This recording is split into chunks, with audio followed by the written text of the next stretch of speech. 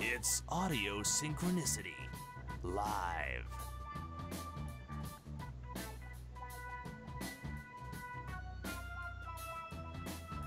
With your hosts, Andres Perez. Hello, people of the internet. This is Kaiju Noir here. And Brayton Connor.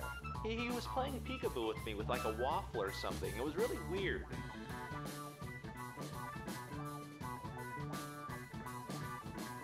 And now, Kaiju Noir presents Audio Synchronicity Live.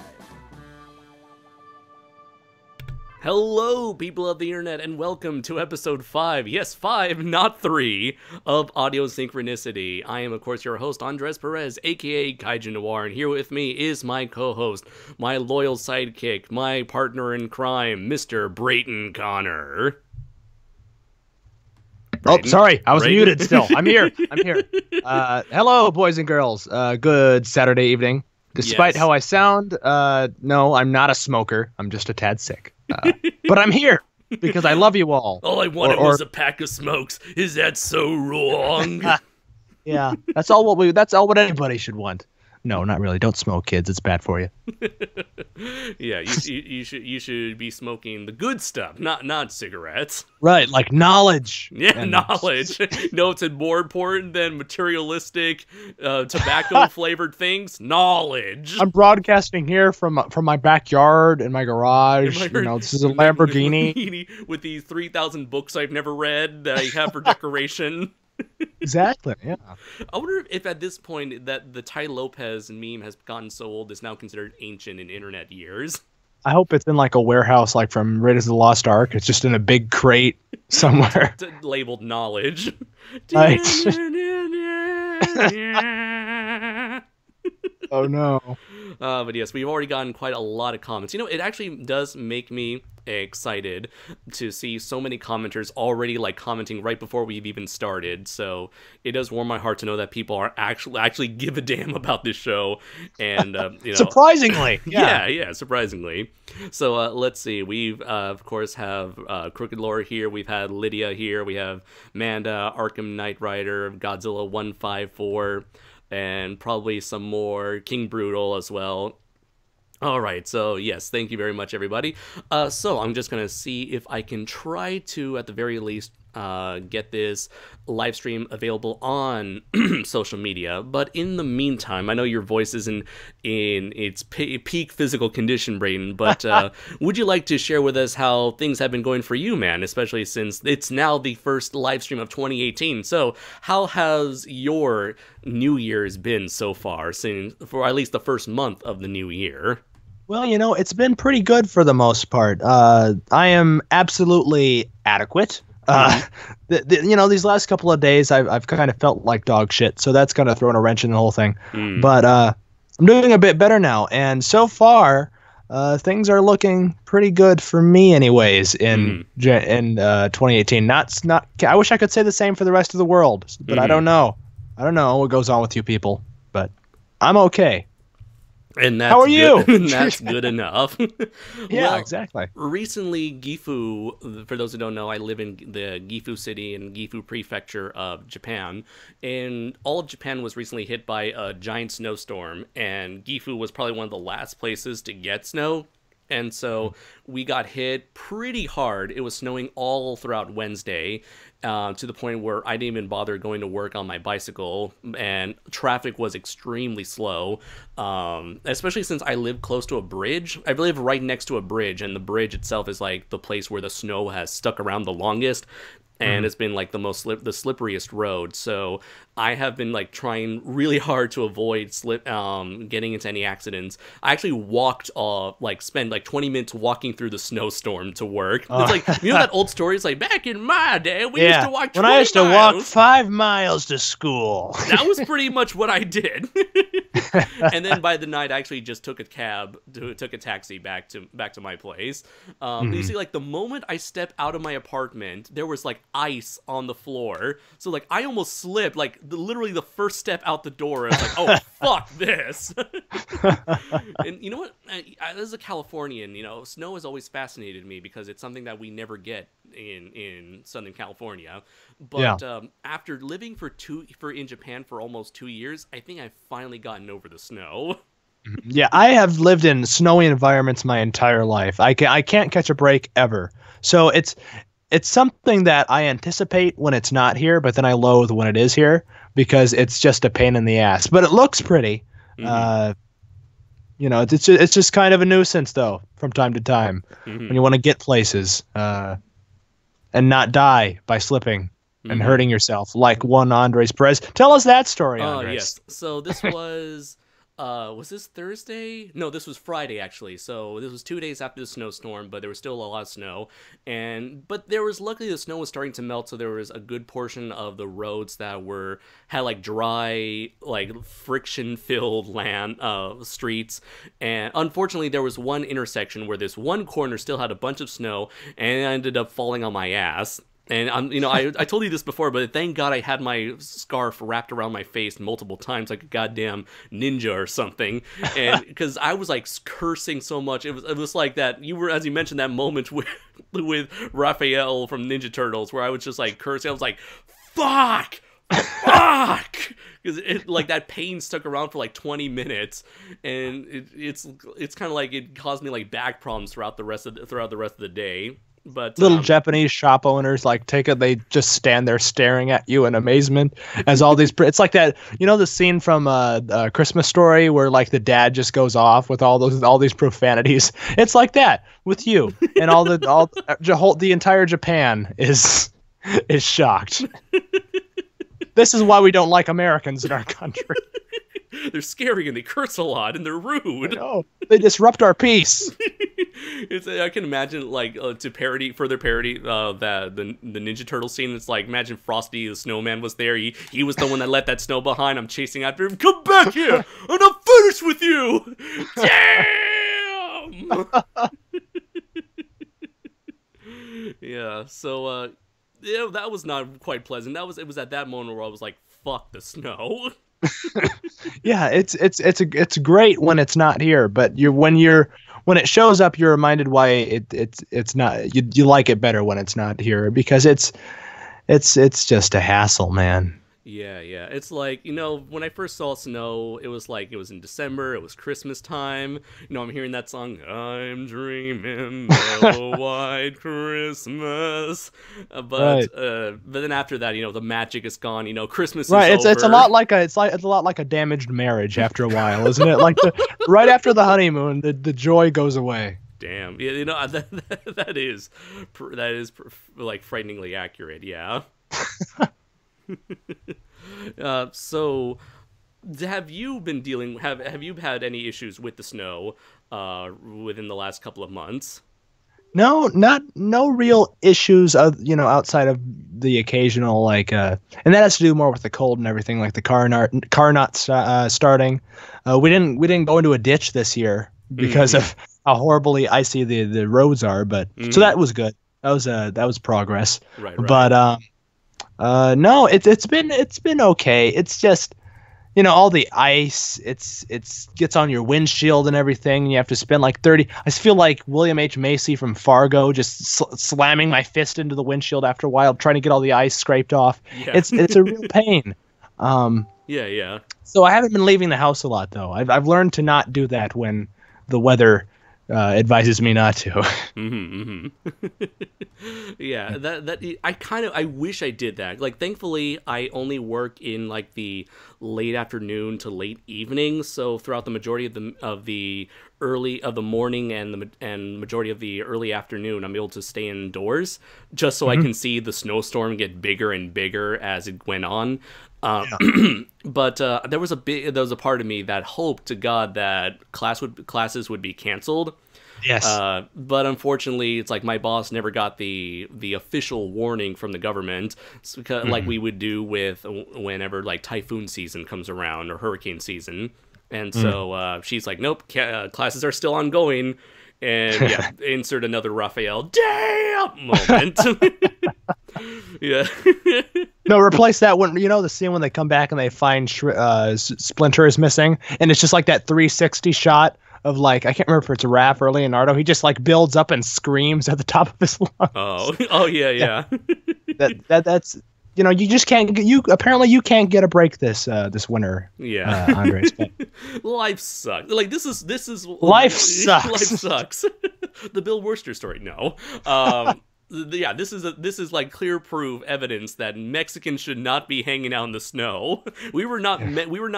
Our bodies were not adapted to survive in these sort of conditions. You have a different engineering, a different wiring that tells you to avoid the snow. Right. Why do you think we migrated all the way down to the warmer parts of America and Mexico and the rest of South America? The rest of I want a March of the Penguins documentary about that, because I really need to escape the snow. I need to move somewhere where it's nice, warm, no snow, and like the only places you can do that are unbearable living conditions. In California, I mean, it's on fire, man. That is the thing, yeah. Like once every couple of years, the forest will catch on fire, and you're just hoping to God that those flames don't come anywhere near you. It's like as long as you're like as south as you can possibly be, you might be okay. Unless you call upon Smokey the Bear God to descend from space to help you. Other than that, yeah. Only then he'll only speak to you in hindsight. It's like, remember, only you could have prevented that forest fire. It's like, thanks, Smokey, but can you actually help us for once? Sorry, my hands are tied here. I just come down to impart wisdom. You're the worst deity ever, Smokey. Yeah, so let's see. Almost finished sharing this around on Facebook. But let's see. So, oh yeah, you know what? Here's a little topic to discuss. So, within the last 2 weeks, we finally got a new Godzilla movie, which should be exciting, right? Oh yeah, we got a new thing. Yeah, that's usually a big deal. Oh yeah. Yeah. It was for about 2 days. And then, much like most movies that come out these days, it was instantly forgot about. But wow, the speed at which it was forgot about was astounding, wasn't it? I don't know, man. Because just like judging by the activity on Toku Legion, which is like the Facebook group that I'm an admin on, along with my other fellow podcasters on the Sons of Serizawa podcast on Zazubar's channel, the amount there were like a lot of fervorous debate on the forums, where it's like people were, once again, just like every other Godzilla movie, is it a good movie? Is it a bad movie? Is it a so-so movie? A whole lot of you're right, I'm right, you're wrong, deal with it sort of immaturity. And but then after that, it kind of quickly died down. Right. And it was like now it's just like speculation on what's going to happen for the next movie, and a lot of it has been mostly bashing the new Mechagodzilla, which is like, didn't we have enough of this when the poster first came out? Yeah. It was just stunning to me how like quickly it kind of just got swept aside. Like it wasn't any of this 2014 or Shin Godzilla stuff where it goes on for a while. It just the fire burnt out, man.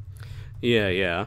This was on both sides. Yeah, and I guess that kind of reflects the quality of the film itself. I mean, at least from my own point of view, I just see it as a very average, middle of the road sci-fi movie, where it's like it may be somewhat unique in terms of the Godzilla franchise, but in the wider world of sci-fi, it's nothing special. It's not doing anything new or interesting. It's just an action movie with some interesting ideas, and that's more you can say. All I can say about it. I mean, sure, I'm going to say more about it in my re-review of it with Matt Denian, which will be showing up at the end of our retrospective on the history of Godzilla and animation. But besides that, it's really nothing else to that movie. I mean, there's a whole thing where people give up the excuse that, hey, they're saving everything for the sequel, we should be excited for the sequel, but it's the first movie gave us so little to get excited about. Right. We have no idea what to expect for the new movie. Yeah, it's like I wish I could enjoy the debate like I did with shit. I wish I had strong feelings on one side or the other, but I Right. really 'Cause have a you- very. like, as much as you hate, like, Shin Godzilla, you actually At least I have an opinion about it. With this- yeah, it's a strong, it's a passionate opinion. Right. You I'm made not some- you made passionate a, about you made a Plinkett video about it. I did make a Blinka video about it. You need to share that. Shin what- Godzilla's the worst thing ever. It's I believe I said it's the what did I say? It's the worst thing since my third marriage. Both were disappointing, both burn out quickly, and both may have resulted in murder. but no, I had some passion behind my dislike for that. This Yeah. I dislike this, but I mean I don't really do it with any, intensity or ferocity. I'm just a big bundle of indifference at this point. Yeah, that's kind of how I feel too. It's like I don't love it, I don't hate it. I'm just like, eh. And that's it. Like, even if someone were to come up to me on the comments right now and says, "Fuck you, Kaiju Noir, that was a great movie," I'll be like, okay. And the sad thing is we shouldn't be just like okay, because I mean we've got 2 Godzilla films and we got a fucking Godzilla anime Yeah. within the span of a couple of years. It should be an awesome time. And what do they do? What do they do with the endless possibilities of animation? Have Godzilla walk in a straight line and get attacked by speeder bikes. The end. It seemed I don't know, it's just like it reminded me so much of Star Trek the Motion Picture just with Godzilla thrown in. It was very confusing and I was glad when it was over, but that's about all I have to say really. Yeah. So let's see. I'm just gonna try to take a look through the. Now that I'm finished sharing this on Facebook, I'm just gonna be taking a look at this. It's the comments. I'm not sure what to expect here. Let's see. I have no idea who the movie Dr. Full is. Arkham Knights. Let's see. Lydia, are we there yet? No, are we there yet? No. Let's see. Brayton got out of the sunken place. I'm not sure what that's a reference to, unfortunately. Godzilla 154, you should smoke books. Yes! That gives you knowledge. Yes. I wonder where he is today. He's probably reading his books Tai Lopez? Yeah. in his backyard. I know, funny enough, like H3H3 like made a couple of videos making fun of him, and he actually met Tai Lopez in person, and he seemed to be like a rather chill and cool dude to be around, with the exception of his weird, creepy lawyers that would follow Ethan and Ela as they were as Tai Lopez was giving him a tour of their mansion. But yeah, he's probably doing stuff, just advertising other people's books or whatever to make money. I don't know. And you know what? Good for him. Yeah. Crooked Lore. So is Japan real? Oh yeah, that was a running gag we had in our last collaboration as to whether or not Japan was real. So is it? I don't know. I think so. Otherwise, where have I been living for the last 2 years? Okinawa? Oh no. Isn't Okinawa Japan? No, it's different, man. You gotta either see or remake a version of yourself, The Karate Kid 2, man, where they go to Okinawa. I think it's number 2. It might be number 3. I don't remember. So it looks like we have a couple of questions here, and I do want to say the questions after we're done sharing our weird stories for this episode, our weird news stories for this episode of Audio Synchronicity, and then once we invite our mystery guest, then we will be able to answer those questions. So everybody, please hold your questions until later in the live stream. Thank you very much. Lydia, you need to buy some ice skates, man. You know, I might hold you on to that. I might do just that for next year. You should. Skating is actually really fun. If like then again, the first 5 times you do it, you look like an embarrassing mess. But like you have your legs spread wide open so that you like smoothly skate while like someone like pushes you from behind like a little child. Yeah. I remember we went to a roller skating place, but this was back when I was in elementary school. Mm-hmm. We went to a roller skating place, and I took one step onto the skating rink, and I slipped and fell, and then got right back up, went back to my seat, and ate my pizza for the rest of the field trip. It was pretty bad.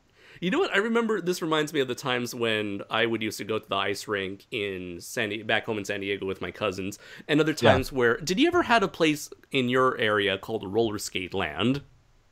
I'm thinking maybe that was just a local business, but Roller Skate Land was just a roller rink. Well, I guess one of the last roller rinks to survive the 70s, I suppose.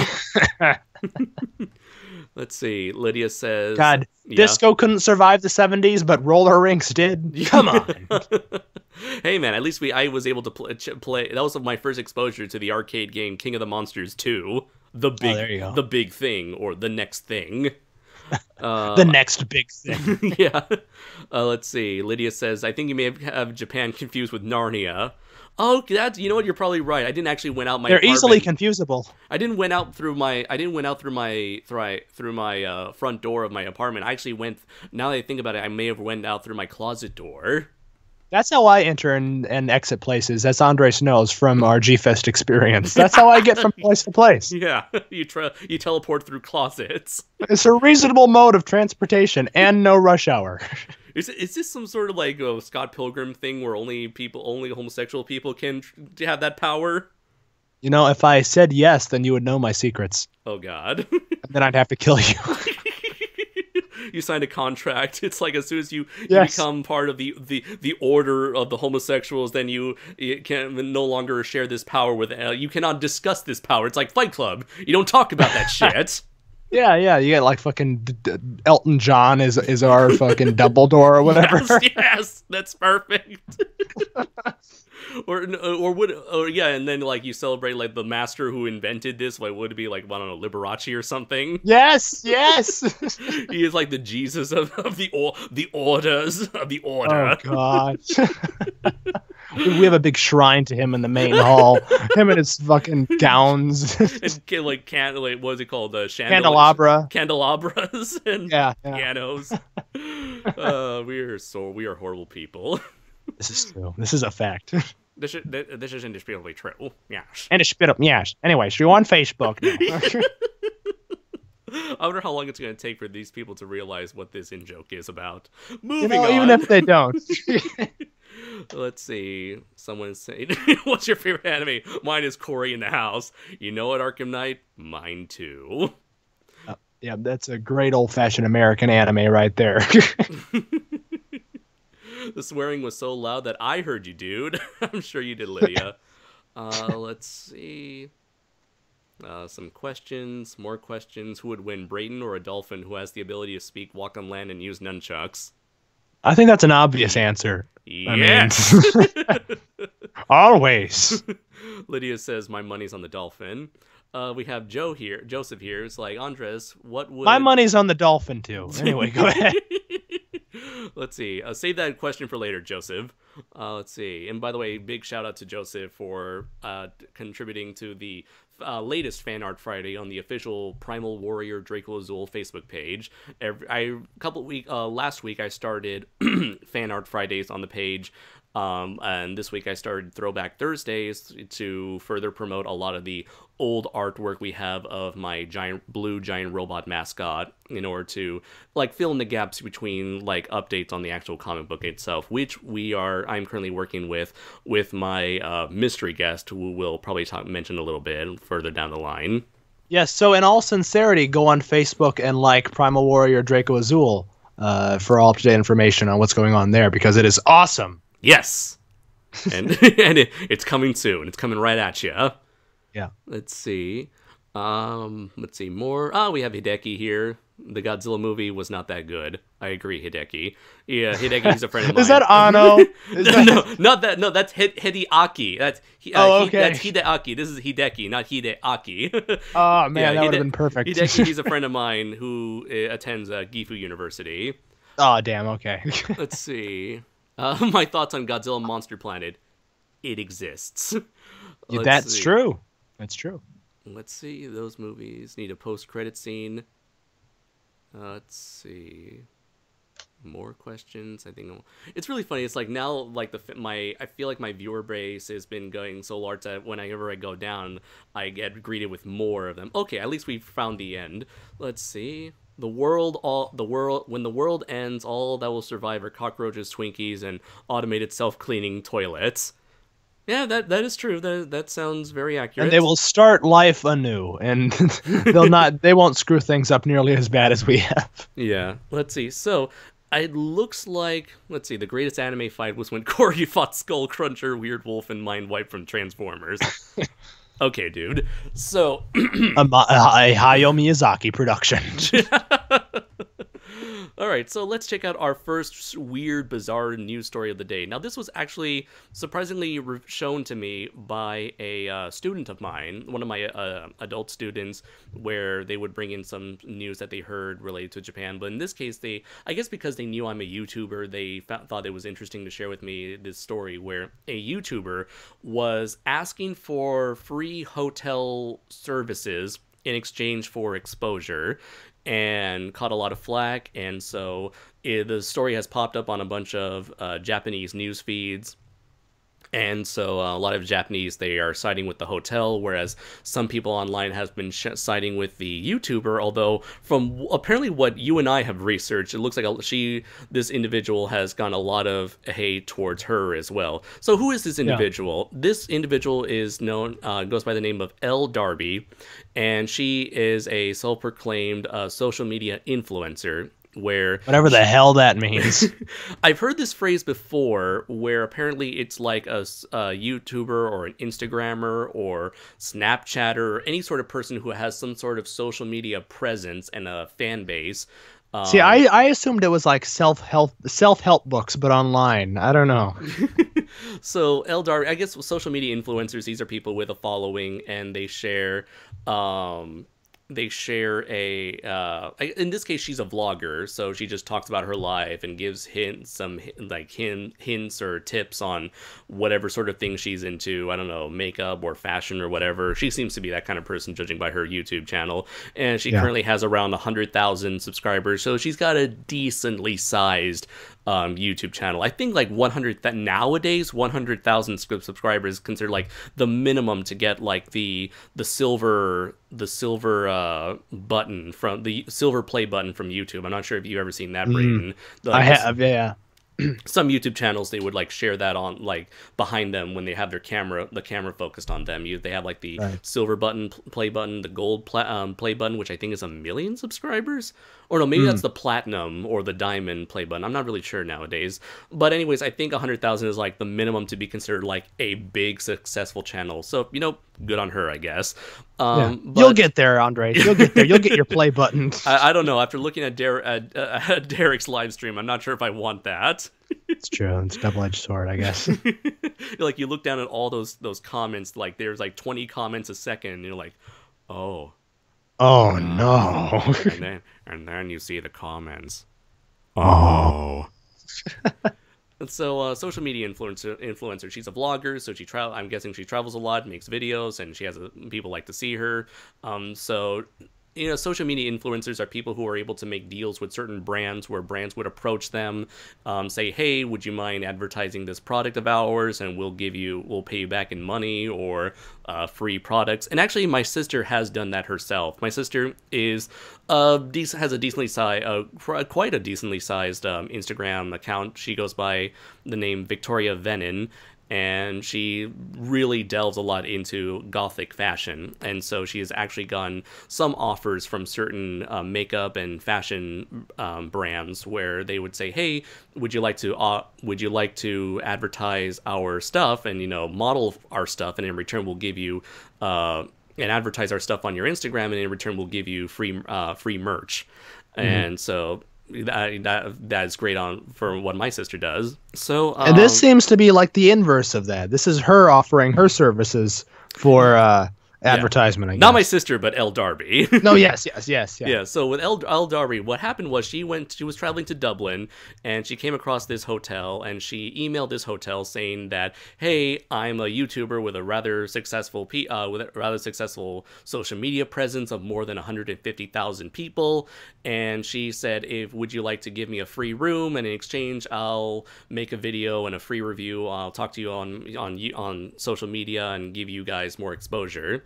and the hotel services was not happy about that.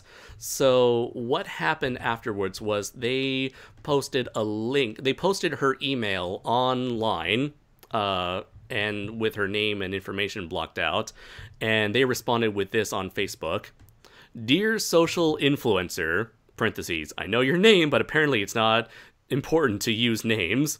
Thank you for your email looking for free accommodations in return for exposure. It takes a lot of balls to send an email like that, if not much self-respect and dignity. If I let you stay here in return, in return for a feature in your video, who's going to pay the staff who look after you? Who's going to pay the housekeepers who clean your room? The waiters who serve you breakfast? I try to look for more, but it sends me more. The waiters who serve you breakfast, the receptionist who checks you in, who is going to pay for the light and heat you use during your stay, the laundering of your bed sheets, the water rates. Maybe I should tell my staff they will be featured in your video in lieu of receiving payment for work carried out while you're in residence. Lucky for us, we too have a significant social media following. We have 186,000 followers on our 2 Facebook pages, an estimated 8,000 on our Snapchat, 32,000 on Instagram, and a paltry 12,000 on our Twitter. But Jesus Christ, I would never in a million years ask anyone for anything for free. I also blog a bit. A link to the person's website, which as far as I'm aware is another way of saying write stuff on the internet. The above stats do not make me any better than anyone else or afford me the right to not pay for something everyone else has to pay for. In the future, I advise you offer to pay your way like everyone else, and if the hotel in question believes your coverage will help them, maybe they'll give you a complimentary upgrade to a suite. This would show more self-respect on your part, and let's face it, it would be less embarrassing for you. Here's a little video I produced, which you may learn from. I'm not going to actually share the video, but he did afterwards made 2 more jabs at Elle Darby by selling shirts, actually. One shirt says, I got exposed by the name of the hotel, and the other shirt said, I demanded freebies at the name of the hotel, and all I got was this lousy t-shirt. So they found a way to turn a profit off of it, and that's great. Yeah. So by kind of outing, and a lot of people, they were able to find her. Oh yeah, and then I guess, what was it? The actual the actual email or the bill, they took a picture of the bill before sending it to her, and it said, please note, payment must be made in euro. We do not accept sterling. Mentions in videos will not qualify as payment. And so people were, I guess people on the internet, they saw this, because the hotel people, they never showed Elle Darby's name. So what happened was, the people on the internet, being as savvy as they are, they saw the picture with her name crossed out. They increased the brightness of the image and were able to make out her name. And so As soon as that information was leaked, everyone knew, okay, Elle Darby was the person who was asking for a free hotel room in exchange for exposure. And there was everybody dogpiled on her afterwards. Yeah. And so you and I, before live streaming, we checked out a video where she was giving her side of the story, and we were like, okay, let's give her the benefit of the doubt. And what exactly did we find, Brayton? Your typical bullshit soapboxy, turning an anthill into a molehill into an anthill. It was just awful. Mm-hmm. It was just complaining and it was like making herself out to be the victim. Oh yeah, very much, and soapboxing, like making it an issue about things that are not connected at all, and blaming the hotel. Even when they didn't really have, right, they're not the ones who outed her. I mean, I guess in a way it's hilarious. It's in a way some dark humor that they were able to throw so many jabs at them. I mean, I certainly wouldn't know what that is like. But, no, whatever. maybe in a way it was kind of unprofessional, but then like at the beginning to say like, you know, the balls on this girl, you know, to ask me, the audacity to ask us for free service. But you know what, the person actually did made a well-constructed argument against this sort of thing. And you know, it's like so many other people who get sponsorships, these are people who actually get, you know, it's kind of patronizing to the hotel and kind of insulting too when she's like, oh, let me help you because you're struggling, let me help you by giving you the exposure of my influence. Right. When, you know, like I said, like 100,000 subscribers on YouTube, that's, you know, just going by YouTube alone, not Instagram or anything else, that is like it is a big channel, but that's like the minimum of what a big channel is like. Sure, yeah. You're not Casey Neistat. For anyone who don't know, Casey Neistat is one of like the biggest travel vloggers in all of YouTube, and he's gotten so big that he's had multiple airlines offer him free free flights for the sake of advertising their businesses on his channel. Mm-hmm. So yeah, Casey Neistat, you are not. No, not at all. Not in any way, shape, or form. You're not a multi-million subscriber YouTuber, honey. You know, maybe that was okay. You know what? I just realized how I like the little sass you put on the end of that. I'm kind of regretting that because I'm thinking maybe that's not that it doesn't feel like me. I don't know where that came from. It came from some inner gayness inside your soul. You're no Casey Neistat, honey. I don't know. Maybe it's all this time I've been spending audio synchronicity with you that you've kind of rubbed off on me. The sassy bitchness has worn off on you. Good on you. Better check yourself before you wreck yourself, honey. Literally. It's like that's another thing with her apology video where it's like like you said, trying to make it was very scatterbrained too. Right. She had like no plan going into it, and it's like making a mountain out of a molehill, and she tries to make this like makes it look like she's fighting for a greater cause, saying like she's not just defending herself, but she's defending the right of all social media influencers, and she's trying to defend the legitimacy of her role as a social media influencer as like a real job. You know, it's like, you know what? If you can make a living off of that, great, awesome, good for you. But it's like, you know, people don't take us seriously, and you know, there's so much hate on the internet. And think about the children. She tried to bring up like children. She's the reason why a lot of people don't take them seriously, because she just comes off as a spoiled, never worked a day in her life brat. Yeah, and it's like I was embarrassed, I was confused, I was angry. It's like I've never felt those emotions before, especially not at the same time. She didn't know what to do besides make a 17-minute long video complaining about it, even though she keeps saying, I wouldn't usually do this. And you know, she would get a lot of like the video itself has gone over 2.5 million views, so she definitely made somewhat of the right decision to make this bigger deal, this into a quote-unquote feud that's been talked about online in the news for a week. You know what? I'm actually surprised that not a lot of YouTubers have talked about this, at least none of the YouTubers that I follow that usually commentate on the YouTube culture. You know, like when Logan Paul fucked up, everyone was talking about that. Yeah. With this situation, nobody's really talked about it, so which kind of makes me a bit happy because it means like we're kind of the first ones to talk about something that our audience probably has never heard about. Mm-hmm, yeah. But I found out about it through like the most random of places, my own Japanese students. There you go.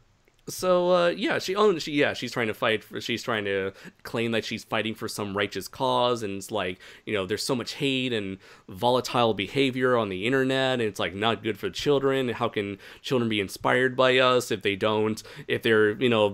they're swallowed up in this like a sea of negativity? And I'm like, I was joking, saying like, I bet you a lot of this negativity is caused by children themselves. Oh, I'm sure. I don't know who she's defending. I don't know what she's talking about. Yeah. And you know, it seemed like she was about to wrap up around like the 11-12 minute mark, and then we realized there's still like a good 5 minutes left of the video, and she's just restating her opinions. It's like, oh god, why? Which made the thing even come off more as just unplanned and her just venting for her own sake rather than for some some righteous cause. that she Yeah. tries to display it as. So I just shared a link to the video itself. It's called "I Was Exposed, So Embarrassed," with the comments, likes, and dislikes all disabled. So you know that's a good sign. Oh yeah, they're always whenever you see a YouTube video with the likes disabled, especially, you're always in for some quality. Oh, and Joseph said 70% of her looks like she's made out of plastic, which is what you mentioned. I know a bit. She literally got roasted because she's so brown and tan, like crispy looking. With like some glazeness on all over her. Oh yeah, strange. So, this reminds me of another moment where are you familiar with this YouTuber by Brayton by the name of iDubbbz, who makes this YouTube series called Content Cop? I'm familiar with him, yeah. Okay, he once in a blue moon makes a well-constructed video where he makes arguments against criticizing the content of a certain infamous YouTuber, be it Leafy is Here or Keemstar or Rice Gum, and so on and so forth. And so a while back, there was this person who was kind of a similar vlogger slash social media influencer, but named like Tana Mongo or something like that. And she turned a mountain into a molehill. She first criticized iDubbbz for being racist because he uses the N-word in his style of offensive shock humor. And so iDubbbz, he trolls her in real life by going to one of her meetup events and tries to... this I've seen, yeah. Yeah. And so she turns that meetup and said, I never felt so afraid for my life. He had his arm around me. He did this, he did that. I was so afraid I was going to die or whatever.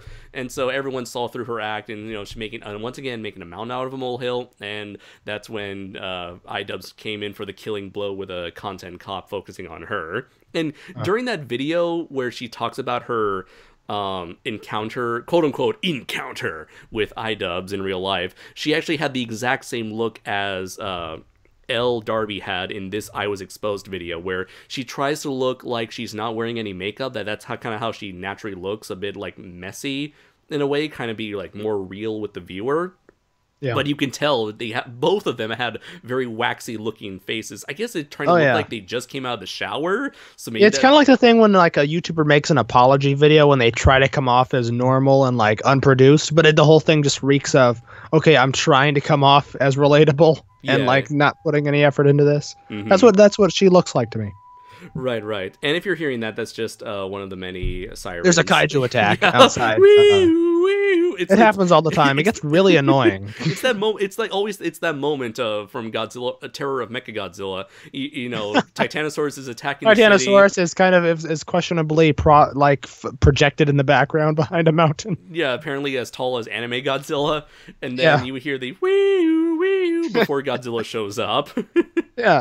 And you're just podcasting like it's nothing. Yeah, it's just another Tuesday. I'll let the newest Sentai team handle that. Yeah, the Q Rangers, they're out. They're on their way out. The Pato Rangers, they're coming in. This is your first appearance in Gifu. But let's see. So yeah, that was basically it. Where YouTuber feels very self-entitled.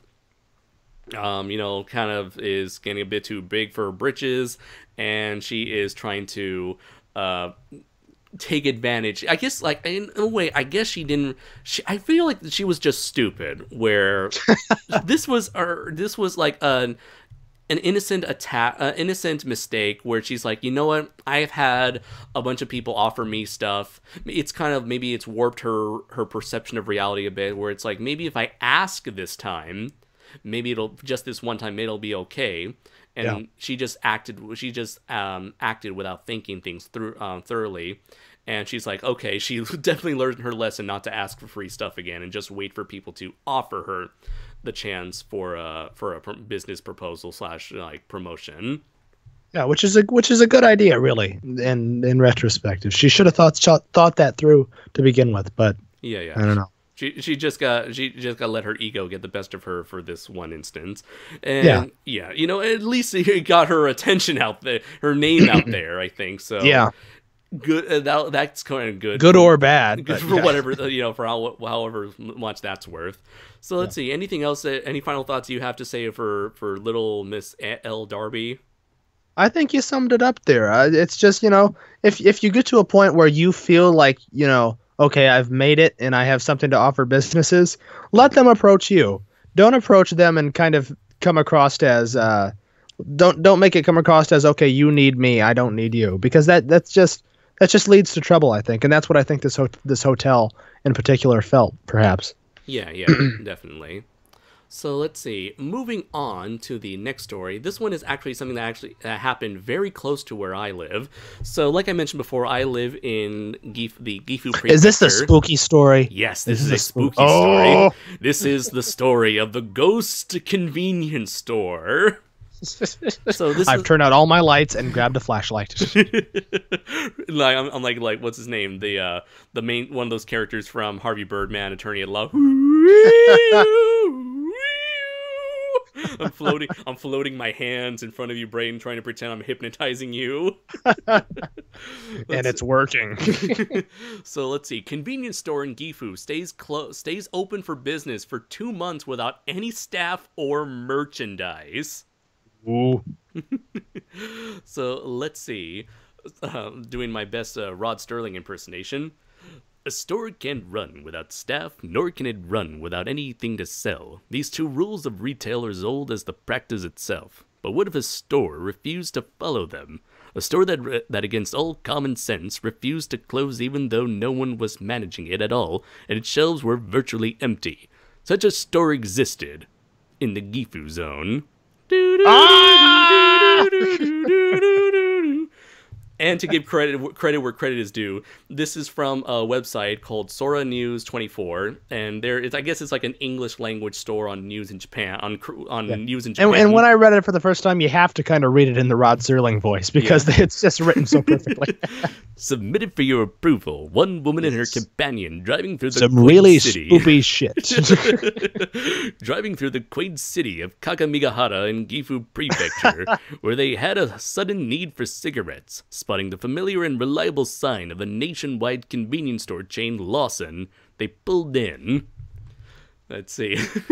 However, upon walking I'm editing inside, this into a Twilight Zone episode. Oh, thank you. Intro for our extras thing.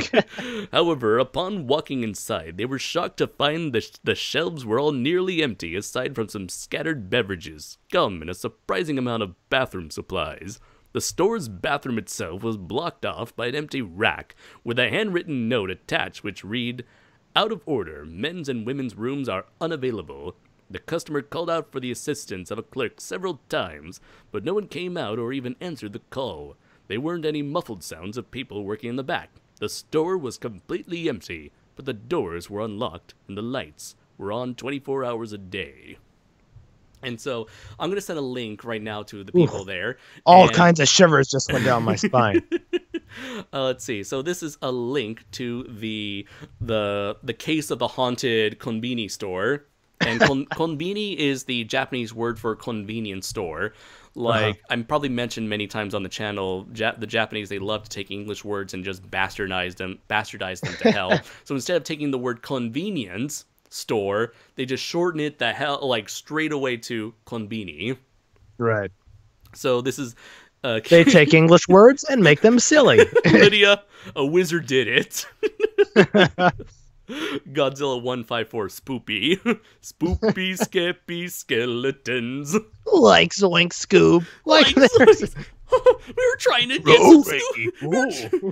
get some Scooby snacks, but looks like no one's around, and there's no Scooby snacks. Ruh-oh, Raggy. Right like this. Like you sure said it, Scoob. Let's see.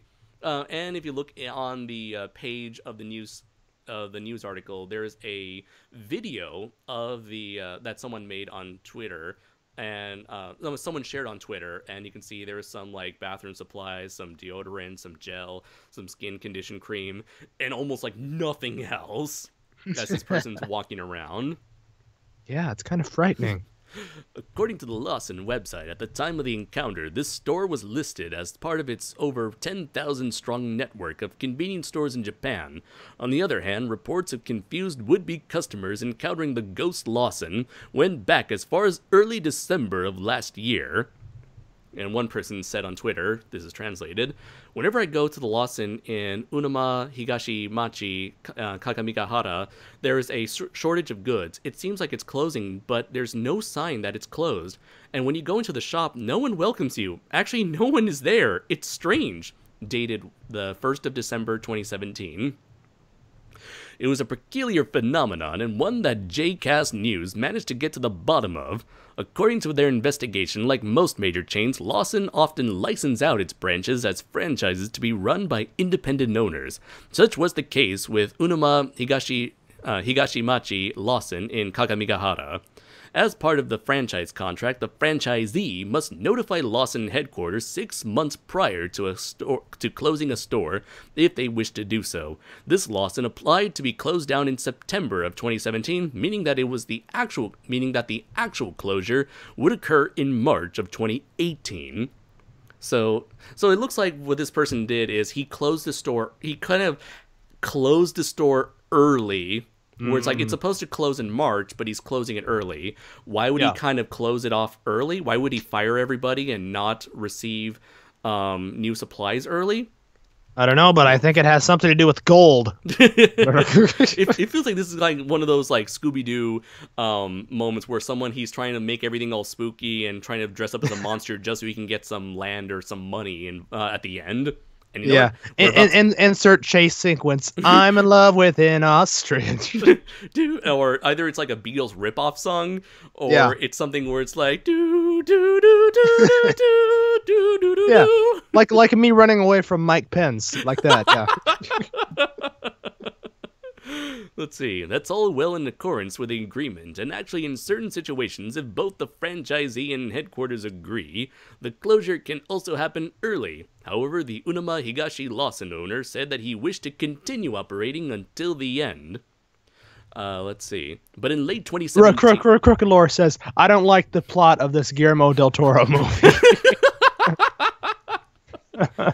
Yeah, it's a bit on the weird. It's a bit on the weird side, you know. It's for him. The Yes, characters are written a bit simplistically, too simple for him.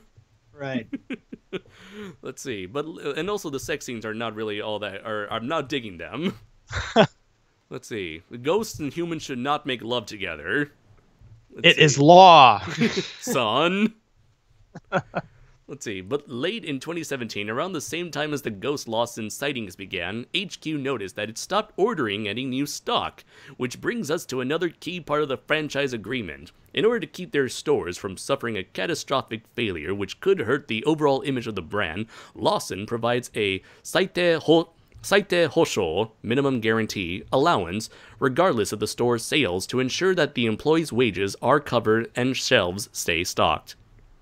Two things that the Unama Higashimachi Lawson stopped doing.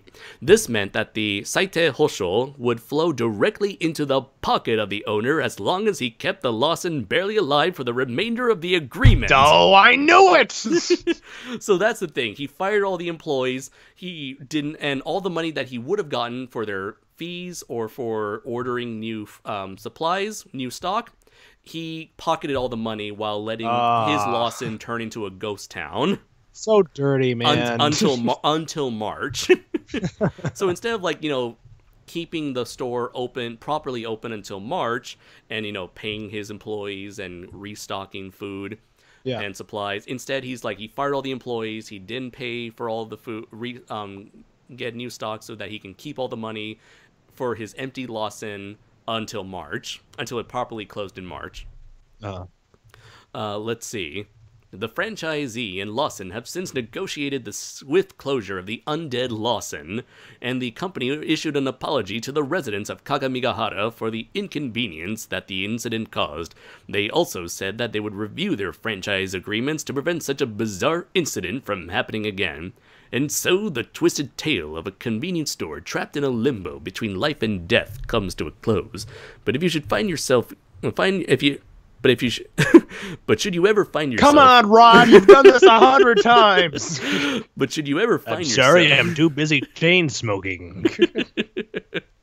But should you ever find yourself in a staffless convenience store or shopping mall selling nothing but onions, you may have ended up in the Gifu Zone. Do, do, do, do, do.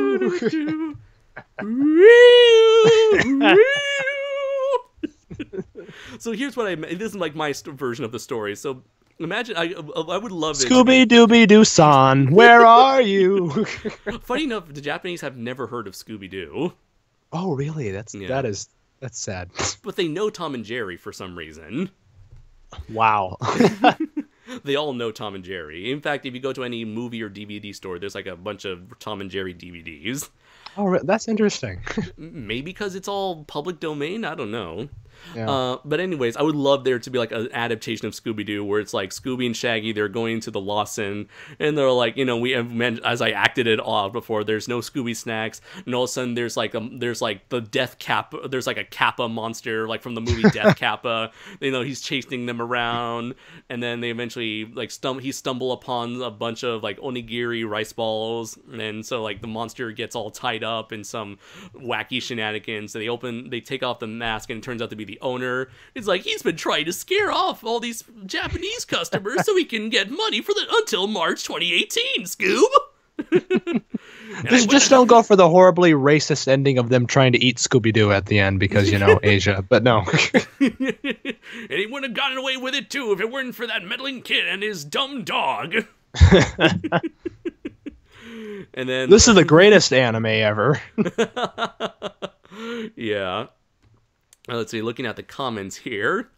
Let's see. Oh, yeah, Wizard did it. Crooked Lord. Brayton. Lydia. Jinkies.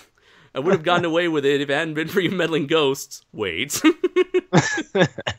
Let's see, I don't like the plot. Oh, yeah, you already read that one. Manda says, I don't know. It sounds better than Crimson Peak. It does indeed. It'd probably make for a better movie than Crimson Peak. Let's see. The Monkees did the music for the original Scooby-Doo. Okay, thank you, Crooked. I was thinking the Monkees or the Beatles. I know it was like it wasn't the Beatles, but it was very Beatles-like. So yeah, the Monkees, yeah. Yeah, the Monkees. Yeah. What was that like? The bootleg Beatles? One of my favorite bands of all time, Andres. Watch your devil tongue. I will not have you besmirch the name of people like the Monkees, the Beach Boys. Hey man, I like the Beach Boys. Okay, I love that. Yeah. I wish they all. As much as I like Japanese girls, I wish they all could be like California girls. I know, all plastic, all the time. Let's see. Lydia sounds like something from Gravity Falls. Ghosts can have sex if they look like Tom Hiddleston. Or Patrick Swayze. Or Patrick Swayze, make vases. Yeah. Making vases together, yeah. Let's see, Crooked Lord, this sounded like a mystery for the Top Hat Gang, which is me, you guys, and we wear top hats. I'm in! Yeah. Let's see.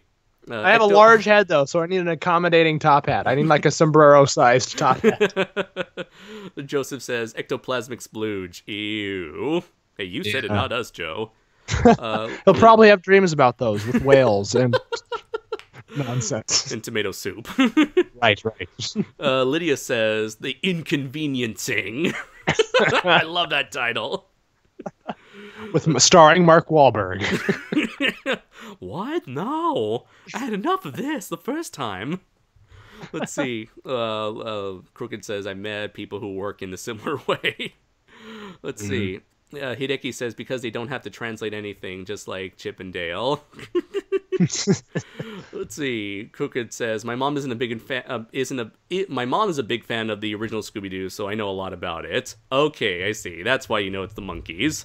Good for you, Crooked. Good for fucking you. That is, you know what that is, Andres? That's an example of smoking knowledge right there. Yes, absolutely.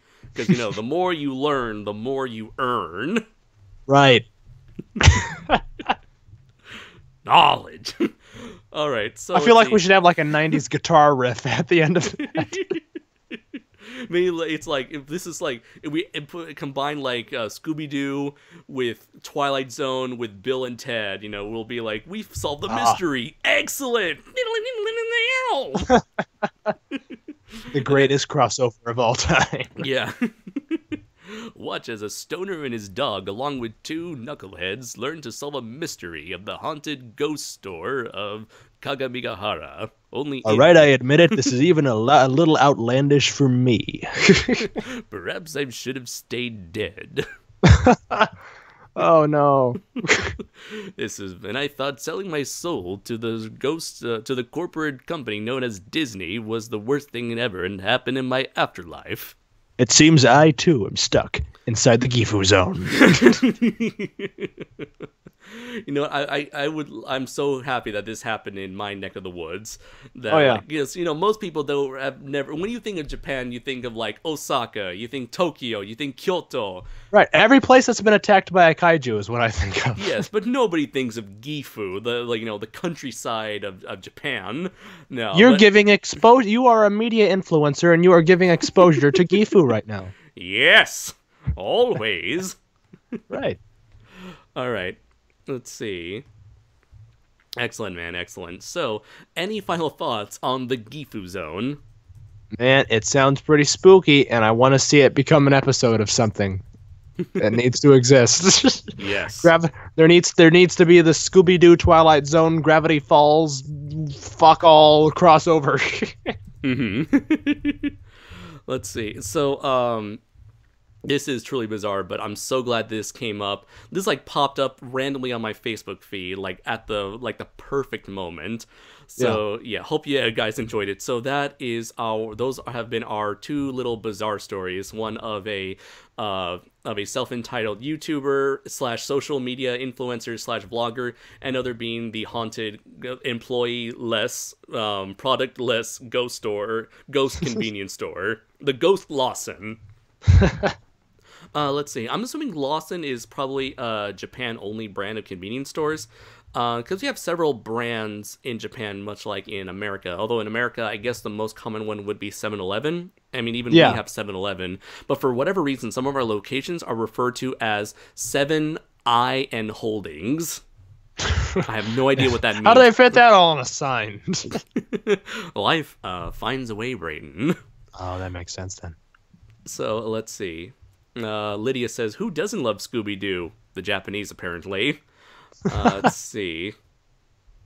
Hideki, you're so right. Nothing! Absolutely no action around Gifu. That's why you gotta make the action, man. Yeah. With your knowledge. Knowledge. Yes, Hideki, you need to get more knowledge to make the action yourself. Yeah.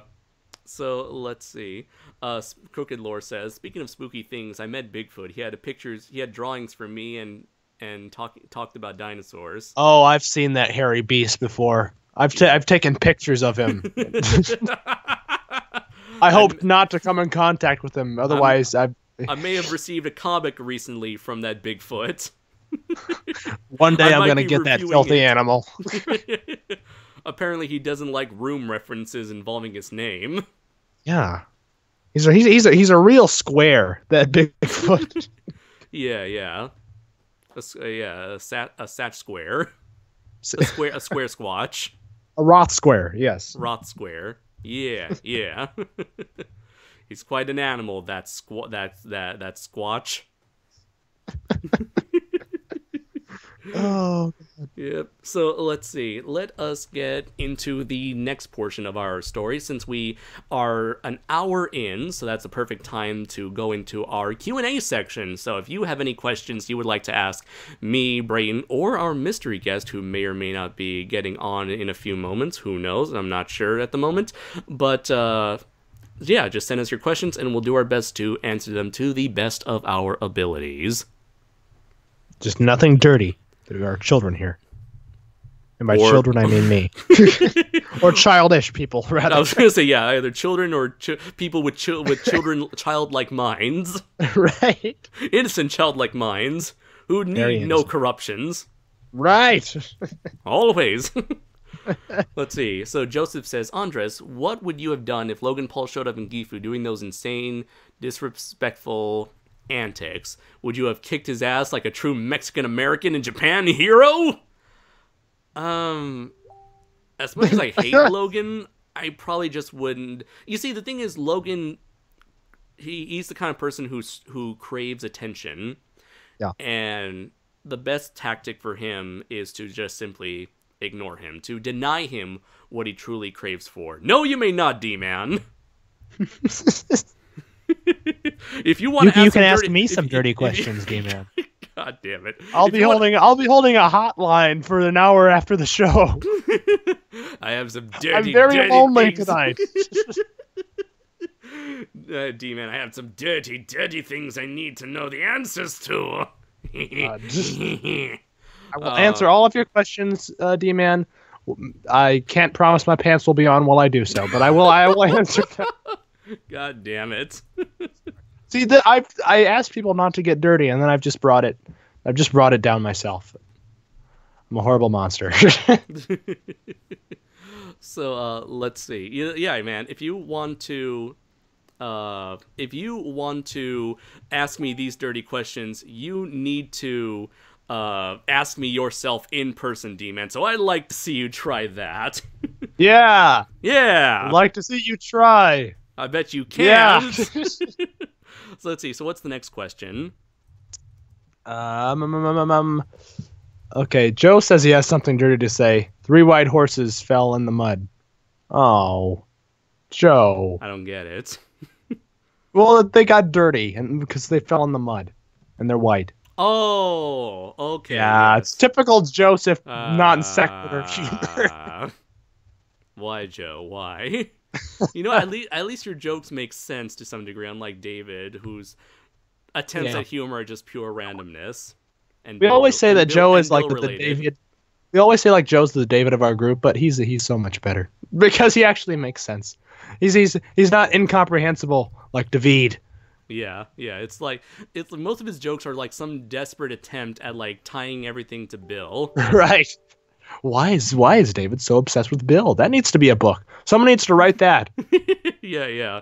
Obsessed with Bill Wurster, the David Hernandez story. My theory is that he secretly wishes to be Bill. That's probable. He could be like a Mark David Chapman sort of figure with him and John Lennon. It could be scary. Yes, scary and different I know. because it represents change and whatnot. And that scares me. Yeah. Let's see. But anyways, what is the next question that we happen to have today? Wait a minute, I'm feeling a disturbance in the force. What? Yo, What? tell me if I'm a terrible friend. Tell me if you can hear your echoes. Oh, Oh my my god, you are here in person. He's here. I don't hear my echoes, and I'm glad I don't. But he's Okay. here. Oh my god. All right, that's good. Oh my Hide the drug. god, Hide the it's drug. Hide the D-Man 1954. Oh my What? god. What? You mean the world's next greatest Godzilla YouTube channel after Goji Fan 93 is here on my channel? What? No. This is a Of surprise. course. I wasn't expecting this. So how have you been? It's not at man? all like we planned this a week in advance. But Total yes, spontaneity. it's crazy. Got It's you guys different. good. Yeah. Yeah. I didn't think you could actually do that. I was mostly talking out my ass there. Right. Who would have thought? Yeah. Obviously, that wasn't a lead into some crossover that was going to happen. No. If we were going to do that, we'd be much more clever. Yes, Right. indeed. Always. So, anyways, how have you been, Derek? I've been well, man. I've been busy. With school, I'm presuming? Or, Yeah. or those dead bodies in your backyard? Hey, You're don't not talk supposed to about talk about those. Quiet. Shh, shh, shh, shh. Okay. Oh, right. Not You're ruining his not big on, plans. not on live streams. No. Right. But anyways, now that you are here, would you like to help us answer some of these questions? Of course. Or did you happen to have a question yourself now that you are actually here in person? I'll save it for after the stream. Oh, Ooh, no. yes. Audio synchronicity after hours. Invites only. Yes, tip us. We need tokens to discuss certain topics.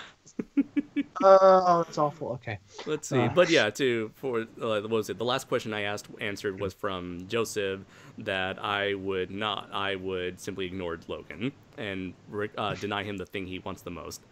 Let's see. Crooked says, you can say versus questions are always yes, but who would win? Yes? No? Maybe?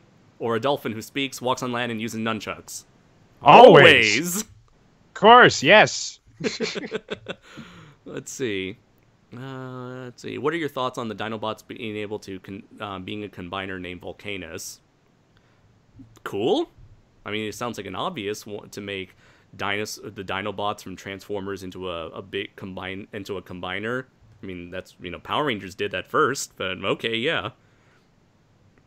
Can they transform into Lord Tyrannus? Funny enough, there was like a one-shot comic that I found about on YouTube from a Transformers YouTuber named Diamond Bolt, where all the Dinobots, they combine into this like horrific Frankenstein of robot dinosaur parts and wires and oil spilling everywhere, and it was just simply called The Beast. And it's quite a terrifying thing. It's like, it's not even like proper like combining, it's just like wires, like this sort of homunculus, like kind of like this like homunculus Frankenstein-ish, almost like what do you call it? What's the name of that word? H.P. Lovecraft, sort of, if it was a monster, if it was a robot instead. Oh, Cthulhu. Yeah, kind of like, this horrible, horrific abomination. But what they're doing recently with Volcanus, I've seen some pictures, and yeah, that looks cool. Let's see. Manda says, what Jaeger and Kaiju did you like the most in Pacific Rim? I'll let you guys go first. I think Derek disappeared. Oh, no. Oh, no. Okay, well, you deal with that. Let me think. Which Jaeger and Kaiju did I like the most in Pacific Rim? Mm-hmm. I'll go with like the typical. I really like Knifehead, but I really like Otachi. Mm-hmm. I think he's pretty cool. Yeah. And I'll go with Gypsy Danger because it had an awesome theme song. But yeah, Otachi especially though. I love the surprised wings. I thought that was really awesome. The whole tongue thing's a bit creepy, a bit Avatar-like, but it's fine. Let's see. I think, Derek, you need to... Let's see. How do you invite people who are already invited in? That's a crazy thing about Skype. Don't know. Let me see. Is he able to try and join the call again? Yeah, I think you should be able to. Or let's see. Is there a button here? Create group. This is weird. This is weird and scary. Yes, I don't like it. I don't like it. There's no money worth this. There we go. Okay. So now that because you're already in the Skype group, you can just go jump in and jump out whenever. I tried to call and it just didn't do anything. Oh, that's weird. What'd you do this time? I don't know. I just did it again, I guess. A wizard did it. Yes. Exactly. Let's see. Can I just say that Verizon Internet's, or I mean not Verizon Internet, that Xfinity Internet's just kind of like trash. So yeah, I mean, we need to. This is why net neutrality is going to be repealed. It's too dangerous. We need to put it into the hands of corporations so they can overcharge all of us for it. Exactly. It makes perfect sense now. But anyways, Derek, what is your favorite Kaiju and Jaeger from the first Pacific Rim? Jaeger, I always liked... I'm definitely not going to remember the names anymore. Was it Coyote Tango? Is he the one from... Japan? No, it was... Actually, no, wait. No, Coyote Tango. Actually, you might be... Yeah, Striker Eureka, Coyote Tango. Yeah, Coyote Tango was the one from Japan with the big rockets that Pentecost piloted initially. Right. Yeah, I always thought he looked pretty cool.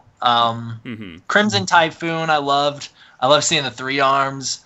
Although he didn't really get to do too much. Right. And so obviously Gypsy's kind of like the default, but I think I do like Crimson Typhoon better. As for Kaiju, I can't really think of their names or anything, but the one that fights Gypsy in Hong Kong, that's not the big gorilla. Okay, Otachi, the flying one, Otachi. Yeah. Otachi, yeah. Yeah. It's been a while since I've revisited that movie. I'll definitely have to do it again in anticipation for the sequel. Yeah, definitely.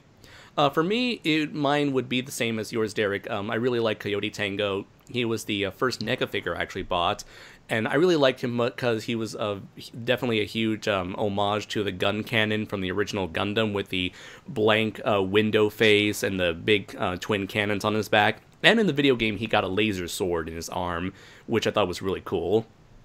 Let's see. And for my favorite kaiju, I would go with Knifehead because I already love Giron for its like ridiculous design, and so it's like, what if they took Giron and made him more badass? And so we ended up with Knifehead. Mm-hmm. Let's see. Crooked said, of course, how does it feel to work for the Crooked Man, Andres? How does it feel? No, I really want to know. I'm not a dick, am I? You're perfectly tolerable, Crooked. I'll leave it at that. He did freeze you though and deprive you of motion. Right, and he did turn me into a Evangelion-esque crayon drawing. So I do not forgive that. With however the hell that's supposed to work in my continuity. How much is he paying? How much is he paying you, man? I mean, you're to put up with that. Well, technically, he's actually paying me for a particular collaboration project we're working on that I'm not allowed to talk about. Oh. So I would say that it's been that, in terms of that collaboration, this reverse thing where I'm doing of services for him, that's also been going well for the most part. Let's see. Hideki says, if you could pick any town in California and switch it with Gifu, who would it be? Let's see. Who? I'm not sure. I didn't know towns were people too. They have feelings too, Andres. I guess it's like if I could switch like from Gifu to any city in California, I guess San Diego would be the easiest one because that's my hometown. But let's see. I guess, I don't know. La Jolla is very expensive, but that's kind of like the Beverly Hills of San Diego. Let's see. Coronado is another really nice beach area city of San Diego. Let's see. I don't know. I guess I'll just go with San Diego. It's like I could switch with LA, but LA is too big and messy. San Francisco is quite a very nice city, full of a lot of culture, but again, really expensive to be in. Let's see. I can't really think of any other cities worth. Anaheim. Well, there's Disneyland, but I don't know. I don't really know much about Anaheim outside of Disneyland. Let's see. That's funny, despite being a Californian, I haven't really explored a lot of cities in California, outside of mainly those cities I've just mentioned before. Let's see. Crooked Lore says, did someone say crossover? Let's see. I think that was when, he mentioned that when Derek first got on. Let's see.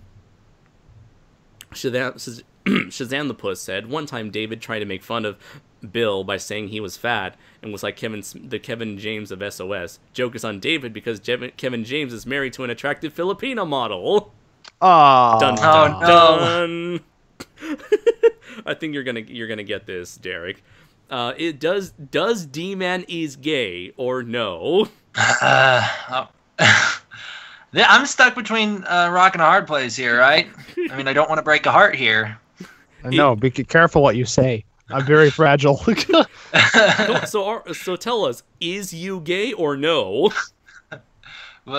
Just reply with yes always, please. Just reply with yes always. Yes, always. There we go. Okay. We got one. Let's see. Manda says, question. Of the movies within the MonsterVerse that have come out, which do you think is the better movie? Kong Skull Island for me. Yeah. Really? Yeah. I think I could probably watch that one more for sure. I don't know if I would say it's objectively better, but I definitely will. I definitely watch it more. I guess there's really no objective because at the end of the day, it's all subjective. Right. It's all your opinion. Yeah. But I think 2014 is like a better directed film. I think it's a more well crafted visually film. But Kong Skull Island is just so much fun for me anyway. Yes, it is. It just feels like a updated like B adventure movie, like Mysterious Island or something, and I love that. Mm-hmm. I feel like Godzilla 2014 has a lot more interesting ideas, but I think the parts overall fit together better. Everything meshes better well. Everything meshes like together in a better way for Skull Island. Yeah, and I think it has a better identity about itself too. I think it embraces yeah. it. With itself. Godzilla 2014, you could tell that a lot of it was like it was trying to pull back, or it was holding itself back from fully embracing the Godzilla identity, because this was like the first really, besides Pacific Rim, which admittedly bombed in America. Yeah, this was a movie that didn't know whether or not giant monster action would be all that profitable. So it was really trying to reel those elements in and try to focus more on like the dramatic human angle, which, and as it turns out, people were less interested in that and more right, interested and they in just the monster. complained that they wanted more monster action. We've done almost a 180 from that point to now we're getting Rampage, which looks like pretty much the exact opposite of that movie. Yeah. So. Yeah, It's like, fuck the Just a human couple stuff. years. We got some. Here's The Rock again. Right. Yeah. the He's greatest not kaiju human. of all. Yeah, you better believe it. Let's see. Joseph says, "Is D-Man 1954 the new Goji Fan 93? Are you D-Man?" Goji Fan posted a video like a little bit ago. Like I can't. He's still here. To be honest, I don't follow Goji Fan 93. I'm sorry if he ever happens to listen to this, but I really don't know what he does. How could you?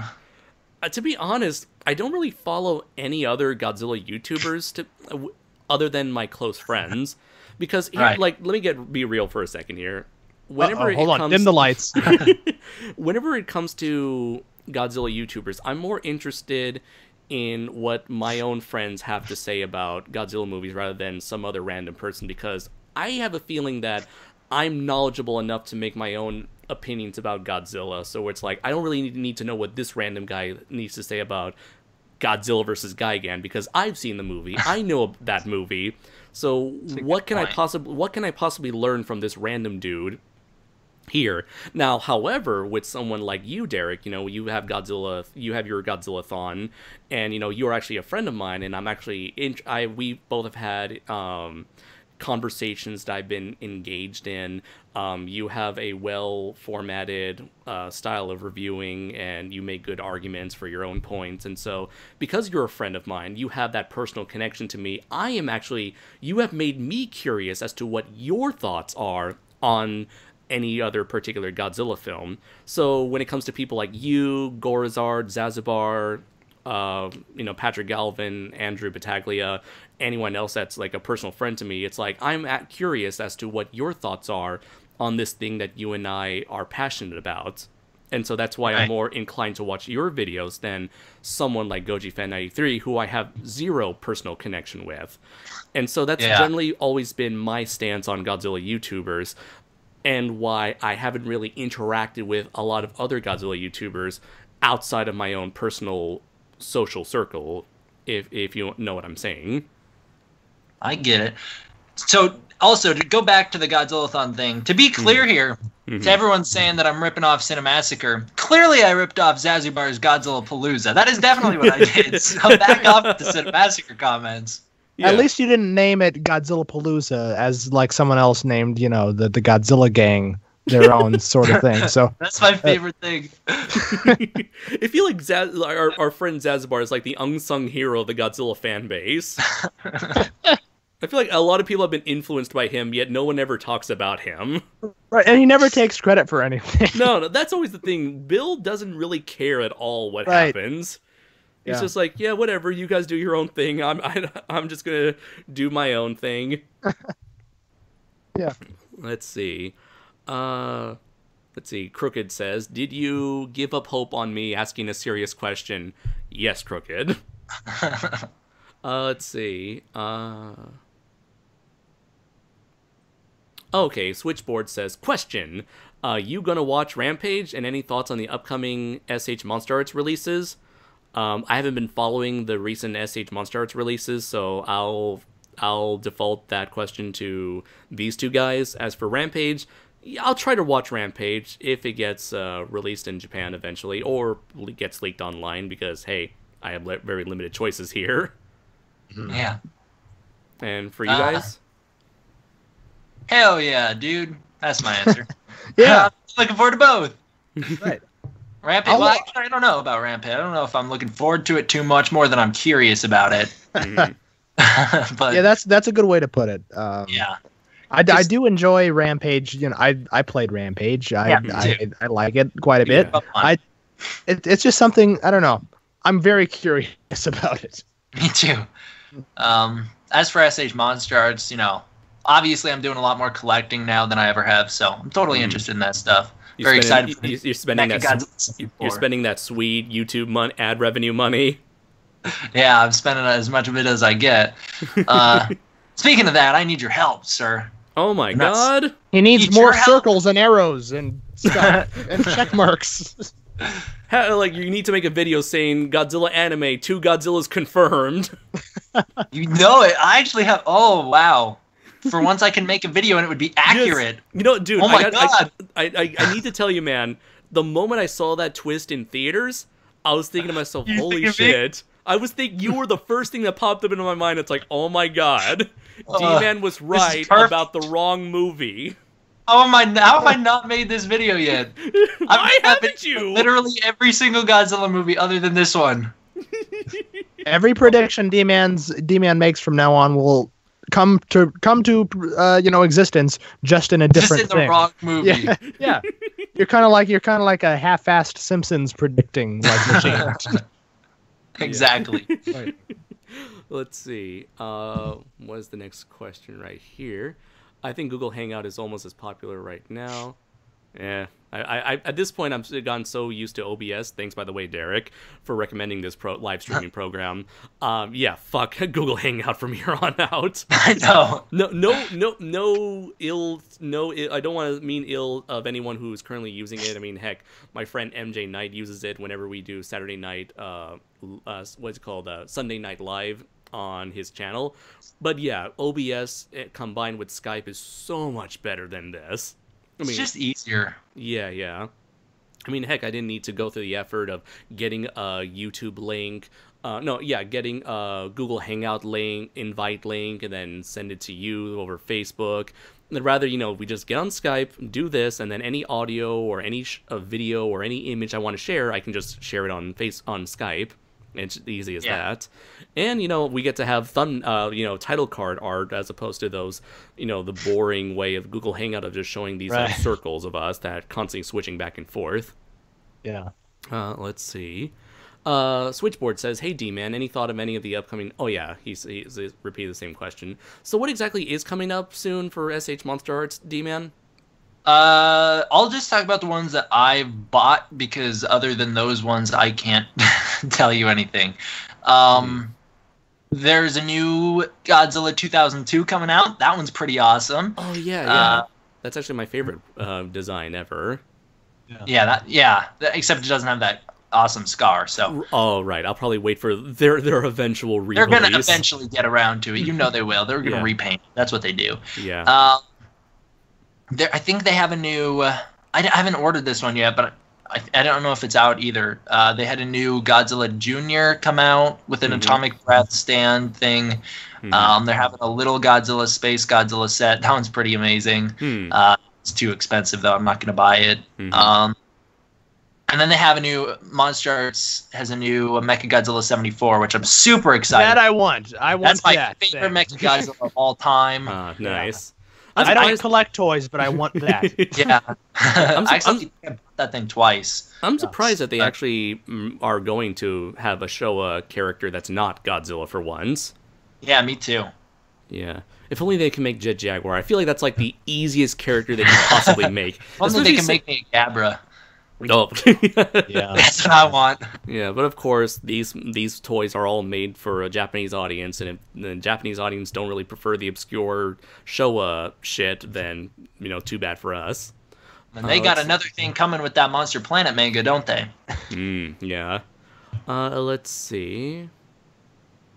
Next question. Is it wrong, Crooked again, is it wrong that I want to open up a bar with girls dressing and acting like cute anime girls? If so, can I call it Moe's Tavern? Hey man, do whatever the fuck you want to do, okay?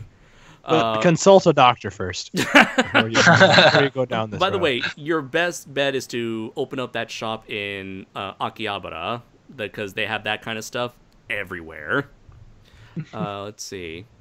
Godzilla154 says, "Hey D-Man, are you edgy?" Hell yeah, dude. That's my default. Let's see. That answer was pretty edgy. That was pretty edgy. Yeah, I mean he's at hell in there. I didn't know. think you were able to get away with that on YouTube. Ooh. Sorry, Ooh, video demonetized. Boom. busted. Gotcha. Pranked you. It's Andres, just a you're gonna have to prank, come out with bro. an apology video after this. Okay, so I gotta have a camera on me. I gotta have like a blank white wall. I gotta look down. I gotta go. Right, for like the first 30 seconds. Be very and then just like, sweaty, too. Yeah, right. yeah, I gotta be very sweaty. Yeah, yeah. And it gets like, guys, I didn't want to make this video.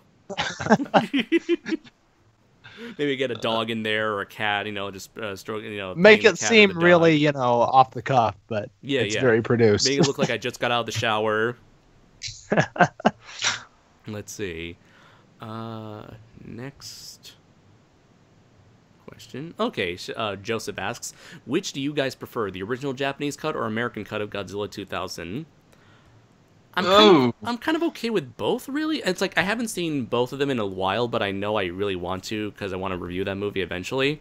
But when I first saw the original Japanese version on Blu-ray for the first time, I was surprised by the fact it didn't really felt as different as I thought it was going to be. Like even like the music changes that they made in the American version by adding Akira Ifukube's music in there.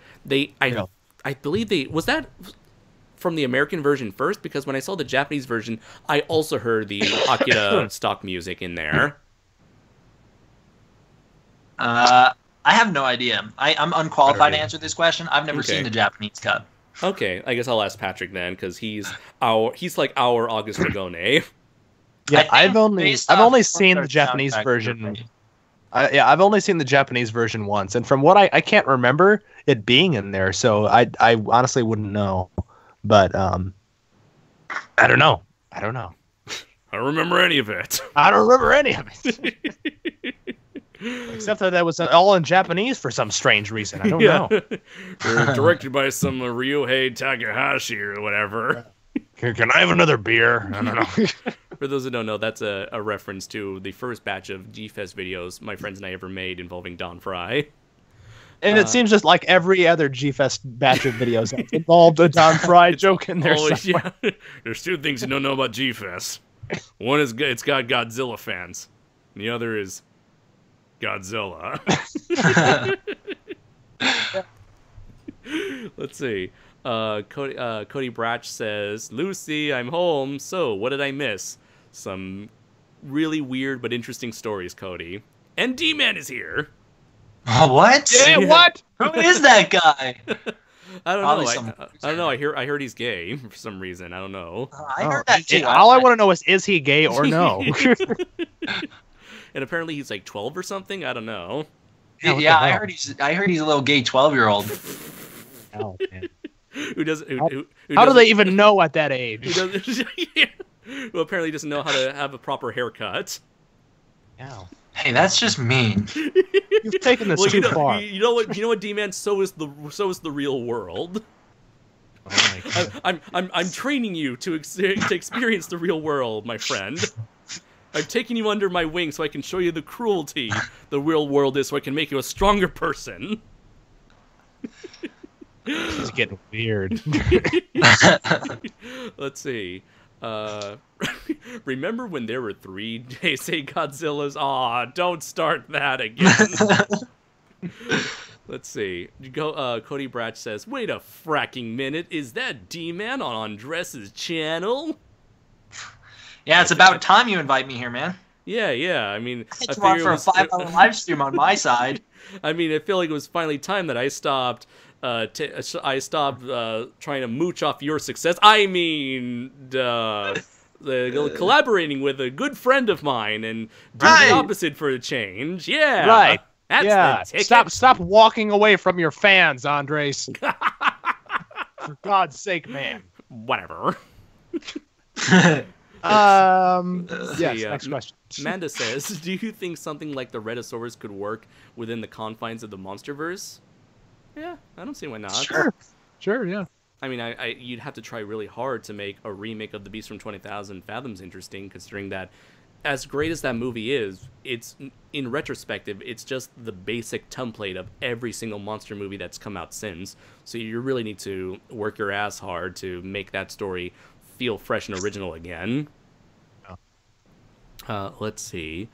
Going forward. That's such a weird way to say that expression. I've never heard that before. You really got to work your ass hard. Oh, okay. That's just. You see, Oh. this is what happens when I speak off the top of my head. I tend to butcher particular idioms. I love it. Let's see. Doing that right now. I'm working on my squats. Send video and clips, please. I need it for science. So Okay. yes, Crooked Lore says, and this is it has my name in it, so that's why I'm interested in what he's talking about. Brayton, when will you transcend into a godly yet fabulous, angelic-like creature? I'm hoping to get my wings within the next 3 or 4 years. Yeah, if I can just like somehow by magical occurrence turn into like Ziggy Stardust, that'd be great. I would appreciate that. Let's see. Crooked also asked best cartoon theme song. Ooh. Oh man. I love the Beast Wars theme because it's so like full of 90s era rock. Yeah. Let's see, what else? DuckTales though, man. Yeah. I don't know. Maybe it's just I never grew up with DuckTales. Oh, you know what? Darkwing Duck. I love Darkwing Duck's theme. You know, and oh god, no, Duck Dodgers. Yes, I love the Duck Dodgers yeah. as well. Tom Jones, man. Yes. Let's see. What else? I don't want to bring in anime because that's not fair. Animaniacs. I like Animaniacs. I was gonna say. Animaniacs, yeah. Let's see. Yeah, basically a lot of the majority of the Spielberg produced cartoons of the 90s had great songs.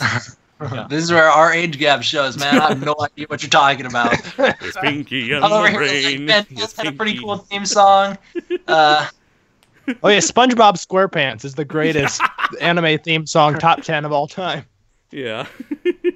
Now, obviously, the Filthy Frank anime that was great. Of course. Oh.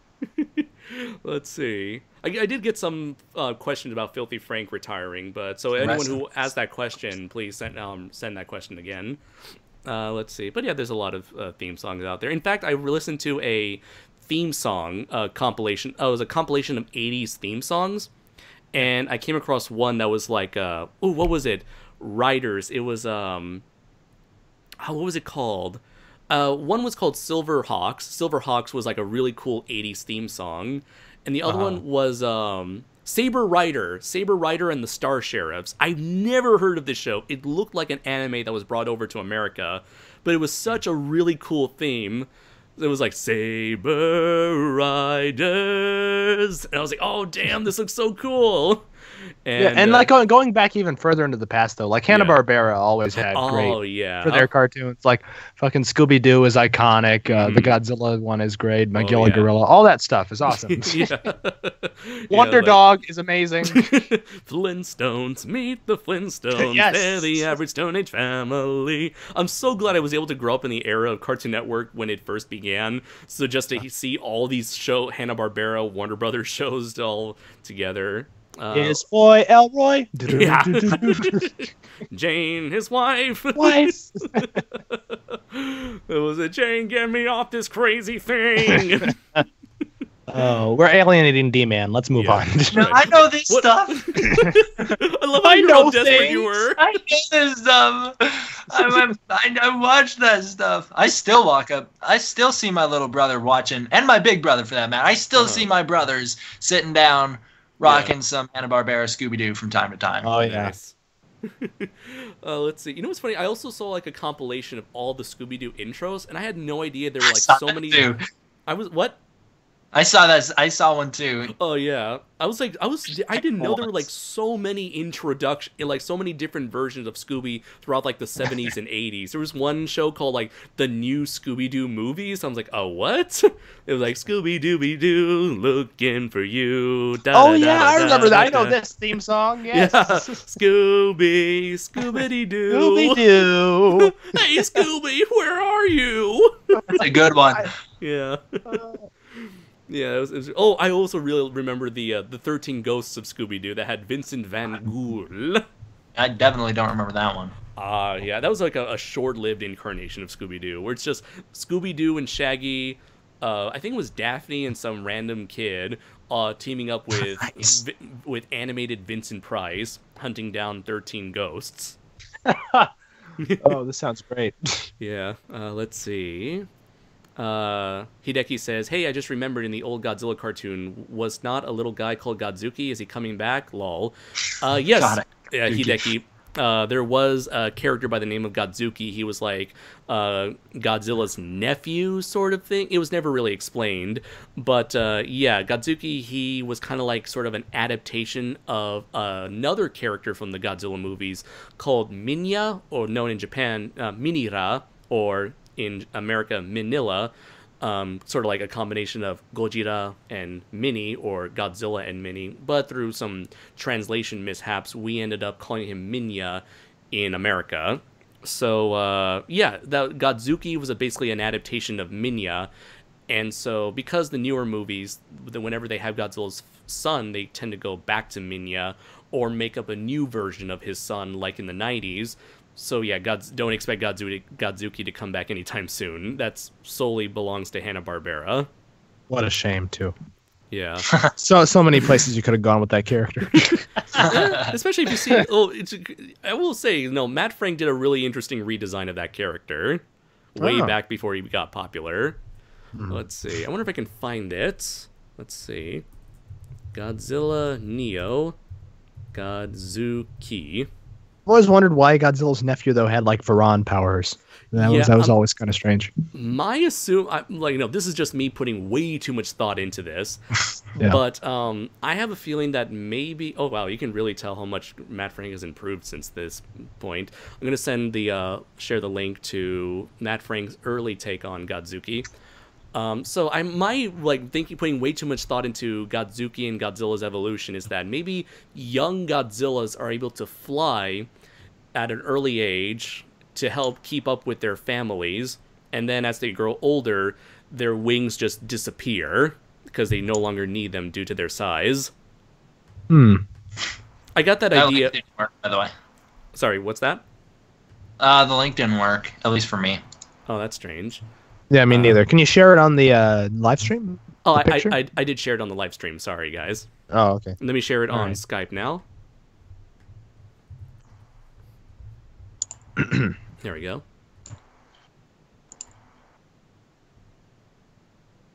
There we go. Yeah, okay. That looks nothing like the original. No, but he's got like the spikes on his head. He's got some Godzilla spines running down his back. He's got the wings, but that's basically it. Yeah, I could picture this being in the TriStar animated series, though, the Godzilla the series. Right. This looks like something out of there. Yeah. Yep. Let's see. Does it still make that that's stupid going on the sound, side though? there. There's my boy. There's your who? There's my boy Gabra.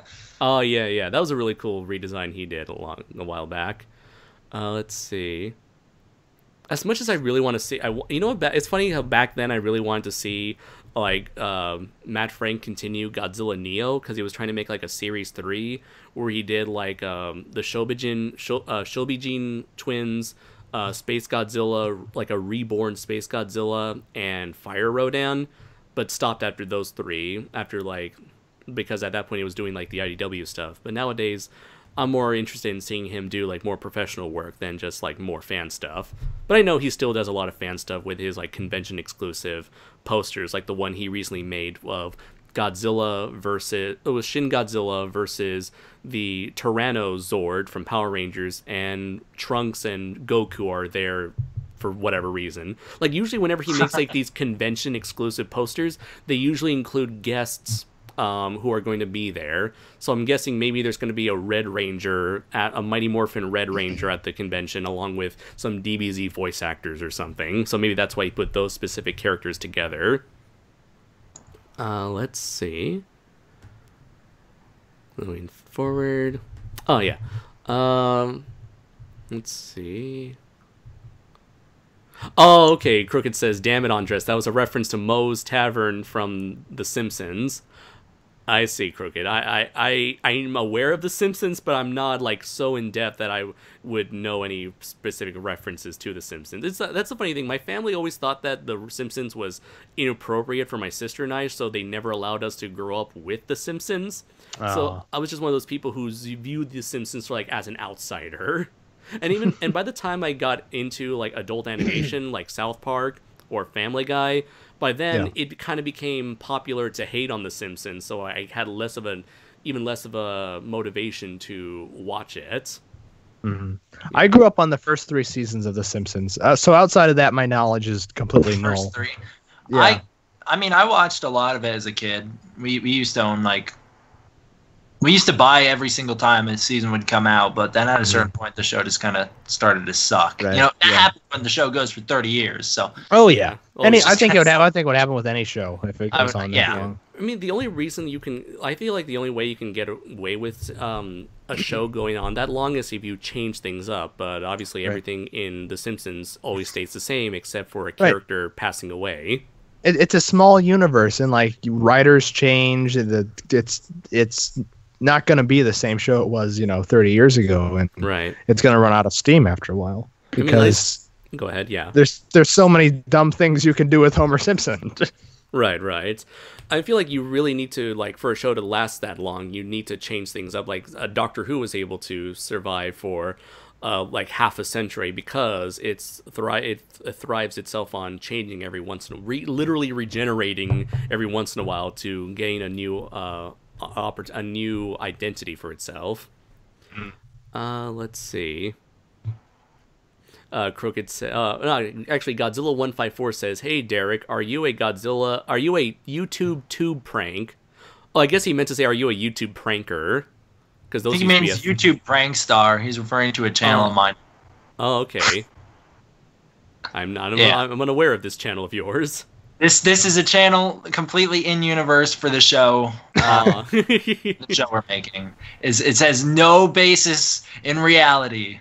So much like most prank channels, it's not that far online. It's all fake.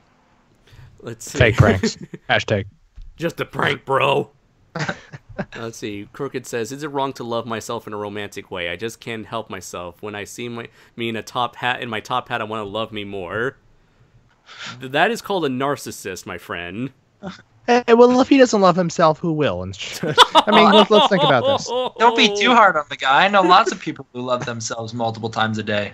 Right. I have no idea what you're talking about. I can vouch. Oh, no, Andre. Don't do this. Don't do this. I have no idea what you're talking about. And so on and so forth. Anyway, yeah, sure. Let's see. Okay, that's where you read the question directed at you. Let's see. A says, "I missed early 2000s rock." I miss it too. I get some nostalgia from there. Is it really though? I don't know. Remember that song? Like, what was it? Like, "This love has taken its toll on me. She said goodbye too many times before." That song. Yeah. Oh, I've heard that so much everywhere back in the early 2000s. I was more of rocking the Black Eyed Peas back then. Oh yeah, that was the thing. What was it? Let's get it. What was it like? "Let's get it started, let's get it started in here." That was like a 2004, 2005 song. I know I was in middle school when I heard that. Let's see. God, you're so much older than me. It's frightening. It's frightening. It's frightening that I'm not the youngest one in the room anymore. It's a strange position I'm in. I'm the middle child at this point. I don't know how to feel. You know how it feels. It sucks. Let's see. Crooked Lord says, "How many Super Saiyans does it take to change a light bulb? Find out next time on Dragon Ball Z." The answer to that joke, Crooked, is that it takes one Saiyan, but it takes him 9 episodes to do it. Oh, what are you saying? You'll have to find out next time on the next episode of Audio Synchronicity. Oh God.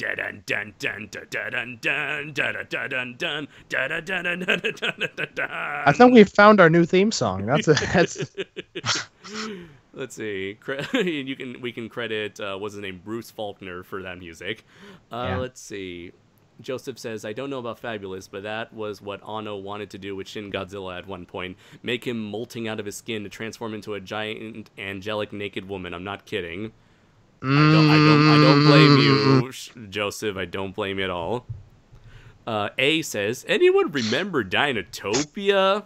I remember Dinotopia. I guess you guys don't. No, refresh my memory on what the fuck Dinotopia is. All right, so back in the day, there was a series of books, all taking place in the same world of Dinotopia. Apparently, it's sort of like this hidden world where dinosaurs lived and continued to evolve into a civilization, and eventually, throughout the centuries, many humans would find themselves shipwrecked on Dinotopia, where they learned to live side by side with these dinosaurs, creating this sort of dinosaur-human civilization on this gigantic isolated island surrounded by a bunch of horrible seas and storms. Essentially kind of like what Skull Island is. So it's kind of like Skull Island meets Atlantis. And so each of these books would focus on a new person arriving at Dinotopia and learning its customs, or they would focus on someone already living in Dinotopia and just going through adventures, focusing on a certain aspect of this great civilization. Was there a TV show or like a miniseries or something? There was a Sci-Fi Channel original movie. Okay. Yeah, let's see, Dinotopia. I guess that is certainly a thing. That is certainly a franchise I have not heard about in years. I found a good image of the Society of Dinotopia. I'm going to share it with you guys on Skype, and then later on to the live stream chat as well. Whoa. There you That's go. not what I was expecting. And I guess there was also a tradition where every human is partnered with a dinosaur, kind of like in a Pokemon sort of way, where if that dinosaur would then become like your life partner or something. I don't know, something like that. Oh, Kind of no. sucks. Like Like the brontosauruses, though. How are you going to get that in your house? Yeah. Well, that way you can slide down its tail as you make your way home from work. Is it going to sleep on your legs? Yabba-dabba-doo. Yeah. Let's see. So I was picturing more of like a Dragon Tales kind of thing, not that. Yeah, this is kind of like one of those like fantasy world, like Lord of the Rings type of worlds that's got some sort of like European 1600s, 1700s approach. Yeah. Let's see. Who has watched the old sitcom Dinosaurs? I was too young to watch that show in the day, but I did saw the series finale on YouTube. That is like depressing as fuck, man. Oh yeah, I've seen it since it was off air, but I've seen it, and it's the suit work is fantastic. Oh yeah, but really definitely. creepy. Yeah. I guess that's also another reason why I never really wanted to get into it, because those dinosaurs with their pudgy faces and their big bug eyes kind of scared me as a kid. Yeah. Let's see. Have you watched Dinosaurs? Well, if Andres was too young to watch it, then I'm certainly too young to have watched it. I have no idea what that is either. I'm the baby, gotta love me. Not the mama, not the mama. Not the mama. Let's see, let me just find it. Dinosaurs sitcom. I'll just See, the only thing that I know about that is the occasional time it sneaks its way into a Brandon Tenold video. That's about it. Yeah, just gonna send a image of the family there, because of course, with any sitcom, you gotta have a group shot of the whole family. Sure. Nice. Yeah, there you go. So I you love can the see you boss guys. too. The boss is amazing. Yeah. God, that is terrifying. Yeah. This isn't the best quality photo. I'll give it that. Let's see. Oh, they're dead eyes. I know. Cody Bratch says, speaking of Scooby-Doo, crossovers with Supernatural coming up. Thoughts, anyone? Never watched Supernatural, so I don't really care. Sorry. Oh. I actually thought that was fan art when I first saw that crossover image. Is that a real thing? Yep. Doing the TV show Supernatural? Isn't that show for like Yep. older people? Yep. Well, The Flintstones was also for older people who remembered that show. Let's see. Yeah. It's like WWE, like they did like a bunch of crossovers. They did a crossover with the Flintstones for crying out loud. They, that was WWE, not only with the Flintstones, but with the Jetsons. Scooby-Doo too, didn't they? Twice, I think. Twice. Oh. What a freak show. I just remember all those times the Harlem Globetrotters tried their way into every single show imaginable back then. Oh, yeah. Like Zoink Scoob, it's the Harlem Globetrotters. Maybe they'll help us out with this mystery, Scoob. Yeah, They made their way to Gilligan's Island at one point. Oh. That's an old show I can actually talk about. Yes. Oh, yeah. Skipper! Professor and Mary here on Gilligan's Isle. That show's great. Let's see. Godzilla 154 says, why did Godzuki have wings? Probably it was a writer's way of making it easier for Godzuki to go up to Godzilla. And it was probably an easy way for Godzuki to do certain actions in the show. It comes down to this. It's basically, how can we get him into all sorts of kooky situations where he can flip around and knock stuff over and fly in frame. And Might as well giving him a unicycle with a jet engines on it or something. I don't know. I think I would have preferred that. Let's see. Links. Might as well call me. Cody says, might as well call me Deadpoolzilla because I love any and all crossovers. Well, not all, but still. In other words, I'm all for it. If you like crossovers, then you'll probably like that project that Matt, Denny, and I are doing, Cody, that I'll talk about at the end of this live stream. Let's see. A says, oh my, what if Scooby-Doo crosses over with Star Wars? I mean, they've already done Robot Chicken 3 times, so I wouldn't really be surprised if Star Wars did that. Yeah. But I will say it would be really weird to have like characters from Earth interacting with Star Wars. I don't know why, but that seems very distracting thought for me. Yeah, to bring Earth into the Star Wars universe at this point would kind of be strange. I don't know. It would just, I don't know. Unless I don't see any situation in how they could find themselves in the universe of Star Wars. Unless somehow they pull a Bugs Bunny, a Looney Tunes, where they just reinterpret the characters in a new setting. Sure. Yeah. Or maybe Scooby and the gang, they're solving mysteries aboard their mystery starfighter in they go to Tatooine and they're like, look, it's Luke Skywalker. Didn't the Muppets cross over with Star Wars at one point? You know what? I wouldn't be surprised if that was the case. All I remember is in one of the movies they had like a Yoda puppet, but that was about it.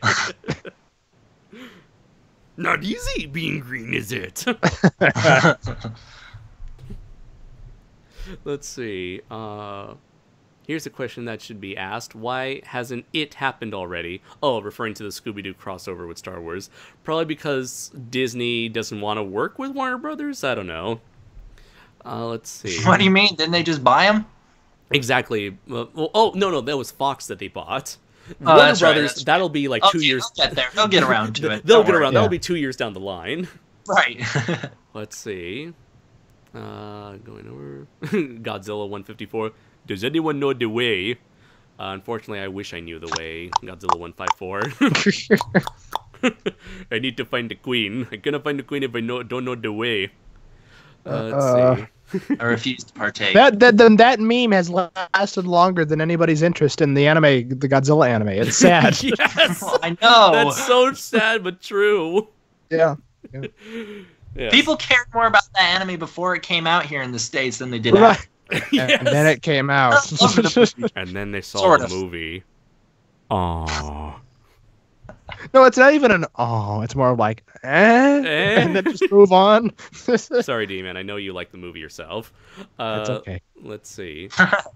Hey guys, before we start talking about Godzilla anime, do you guys want to just abruptly switch over and start streaming some random Call of Duty with no dialogue? No, that would just be stupid. Who would do that? I mean, that would be like a real idiot to do. But after we do that, can we blame it on it wasn't us, and then say that someone hacked into our account or something? Right. That would or just claim it was just a prank, bro. Let's see. Let's see. Cody, I know nothing. I know nothing, Colonel Hogan. I'm not sure what we said to make you bring up that Bill reference, Cody. Let's see. The song goes... Okay, Maroon 5. That was the name of the band. Let's see. Hideki says, about Dinotopia, wasn't a movie or a TV series with the same plot? A TV series... I could have sworn there was. Because I think I've seen that. Yeah, it was called The Flintstones. Oh. No. No. But yeah, a TV show about dinosaurs and humans living together. Mass hysteria. I'm going to see if there's a TV show now, because I know there was a TV movie. Let's see. Dinotopia. Oh, you're right. It was a miniseries. I'm not sure. Maybe the miniseries was the movie. Not sure. Let's see. Okay, so there was a TV series. The TV series was 13 episodes, produced later in 2002 as a result of the success of the miniseries, but none of the cast of the miniseries reprised their role. Later, the TV series, a group of people known as the Outsiders live outside the laws of Dinotopia and pose additional danger, aside from the featured carnivorous dinosaurs. Let's see. Okay, so there was a Okay, so the thing that I thought of as a movie was actually a 4-hour TV miniseries. So there was a 4-hour TV miniseries, and I guess after that, then they made a 13-episode TV series. So, yeah, I was only aware of the miniseries / movie. Huh. Okay. Interesting. Okay. Let's see. Going down, but thank you very much for helping us out, Hideki. Let's see.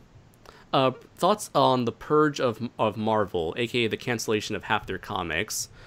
I'm not really surprised. I mean, I've barely been keeping up with Marvel news the last several months. So, however, I know that last year has been a PR disaster for Marvel because in a way, I think Marvel was trying to broaden their demographic by appealing to people with stories that featured more diverse characters, but kind of using diversity as sort of like a gimmick as opposed to focusing on actual writing. And I guess that's what a lot of Marvel writers have been, or Marvel fans have been complaining about, where it's like, sure, you want to make a more diverse characters, but can you at least make them interesting? And I guess a lot of people have and make new characters. Like don't change your... I kind of find it patronizing and insulting. Like if you were to make fucking Iron Man gay, I don't really make a new character. That would be more respectful, I think, and make them interesting than rehash the same old crap. Yeah, by giving new characters of different ethnic or a different ethnic background or different cultural background or different orientations. If you want to make characters of that sort of, outside the basic mold of straight white guy, if you want to make more characters than that, I feel like, sure, go ahead, do that, make them interesting and give them their own identity. Don't just make the character and then slap another character's more popular name on him, because then you're just kind of saying that people who are not straight white men, they're not interesting enough to have their own identities. But that's kind of like goes into what the entertainment business is all about. It's all about brand recognition. It's all about, people don't want, a lot of people don't want to experiment outside of what's already popular. They want to go with something they're more familiar with. So it wouldn't make sense from a business perspective to make a young black teenage girl and give her the name Iron Man or / Ironheart, because most people say, oh, I know Iron Man, I'm going to buy that. And less people are going to buy Ironheart. I think you're missing the point here. As the least white, least straight person in this call, I think I'm the most qualified to make the judgment that every single character in the Marvel Universe should be turned into some sort of ethnic gay person. That's just... I mean, look, I'm not denying that. That would be funny for like a minute. But... That'll be one of the many alternate universes in Marvel's multiverse.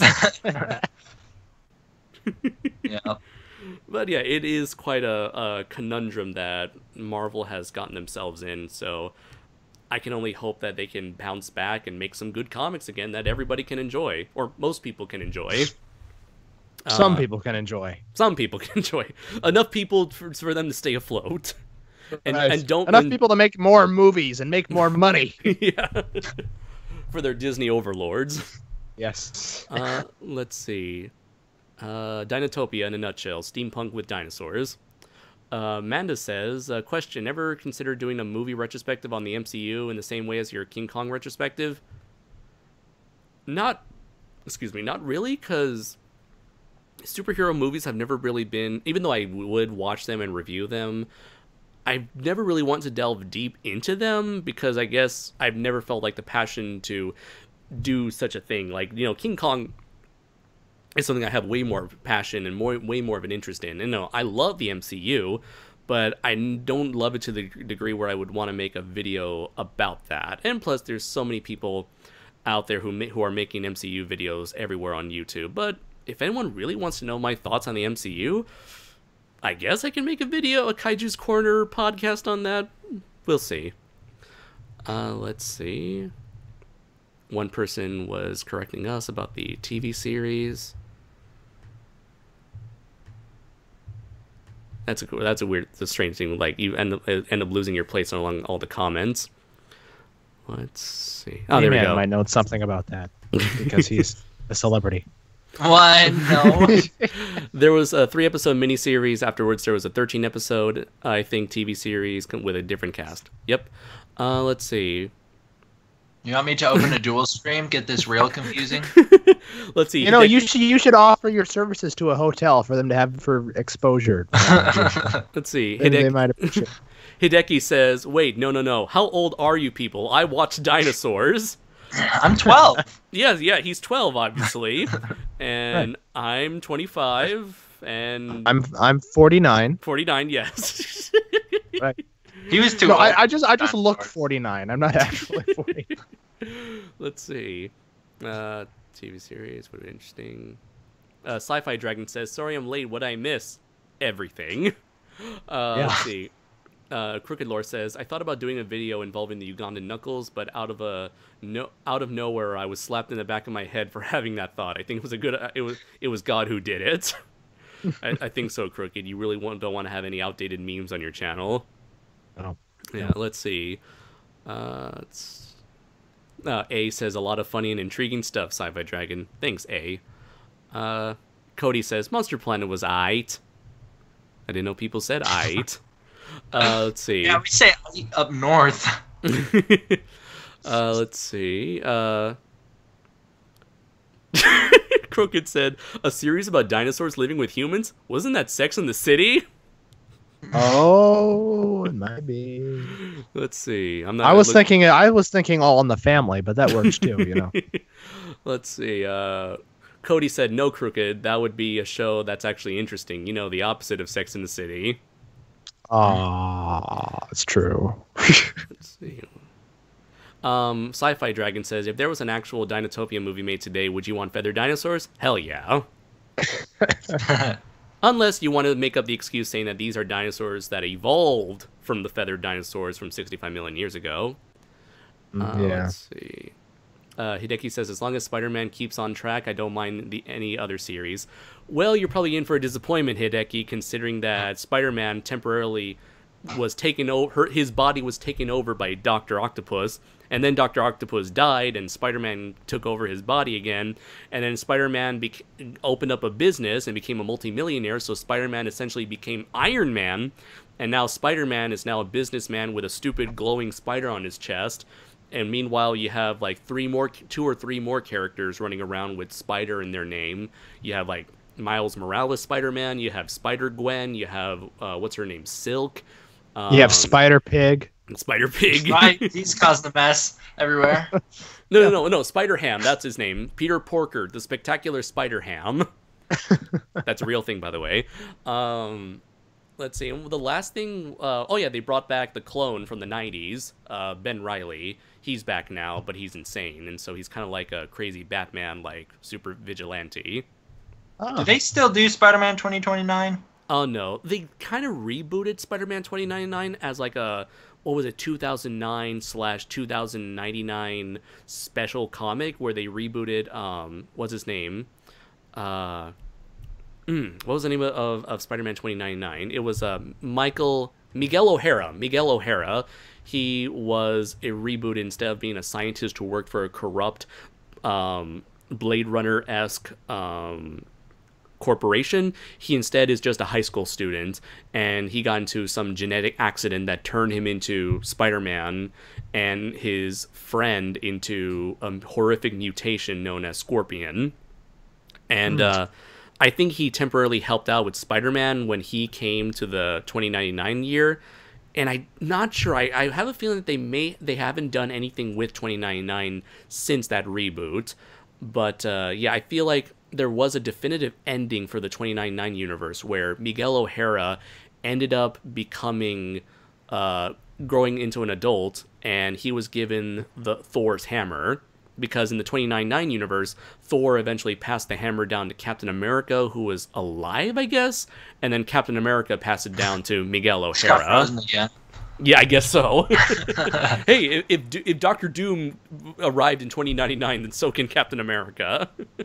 But yeah, I never read that comic. I only read the original run of 2099 Spider-Man from beginning to end. And it kind of ended on somewhat of a not so spectacular run. Like, it felt like it was just canceled in the middle of introducing their version of the Goblin. So I guess they may have continued it afterwards, after the official series ended, and where the Spider-Man Miguel O'Hara just became Thor. I only know about that because of Wikipedia, so I could be wrong there. Yeah, but I just remember reading some of the trades back a few years ago. Yeah, it's some really good stuff. In fact, I want to say of the original 2099 stuff, maybe Spider-Man 2099 was like the only one that ever got any sort of following, because I don't see anyone talking about Doom 2099 or X-Men 2099 or Hulk 2099. I didn't even know there was such a thing. I just thought it was all Spider-Man. No. The first 4 people were Spider-Man, Ravage, who was just a made-up character, Doctor Doom, and Punisher. Those were like the original 4, and then they eventually came up with other people. And like the Hulk 2099, he was like the craziest version. Let me see if I can find a version of him. Hulk 2099. Yeah. Well, what was it? Was it just Hulk Hogan from Suburban Commando? That's what I'm hoping for. Let's see. I'm gonna send it to you guys first, just to draw some anticipation for the audience with your reactions. Ooh. Oh, wow. Oh my god. I think I totally have seen this before. I think I used to see this thing in like books that I used to rent from the library. Uh-huh. They used to have pictures, like they used to have these big, I don't know if you know what I'm talking about. They used to have like big encyclopedias for certain characters. Ooh, so that they were Hulk, published by HK, right? Could be. I have no idea. But yeah, I know what you're talking about. I have some of those actually. Nice. I just used to rent them to look at the pictures. So. Yeah, and that's how before Wikipedia, I would get all my comic information from these books. I had one on Spider-Man, Hulk, X-Men, and Looney Tunes for some reason. That's a hairy back. Yeah, he's kind of got like a warthog back going on. Let's see. That's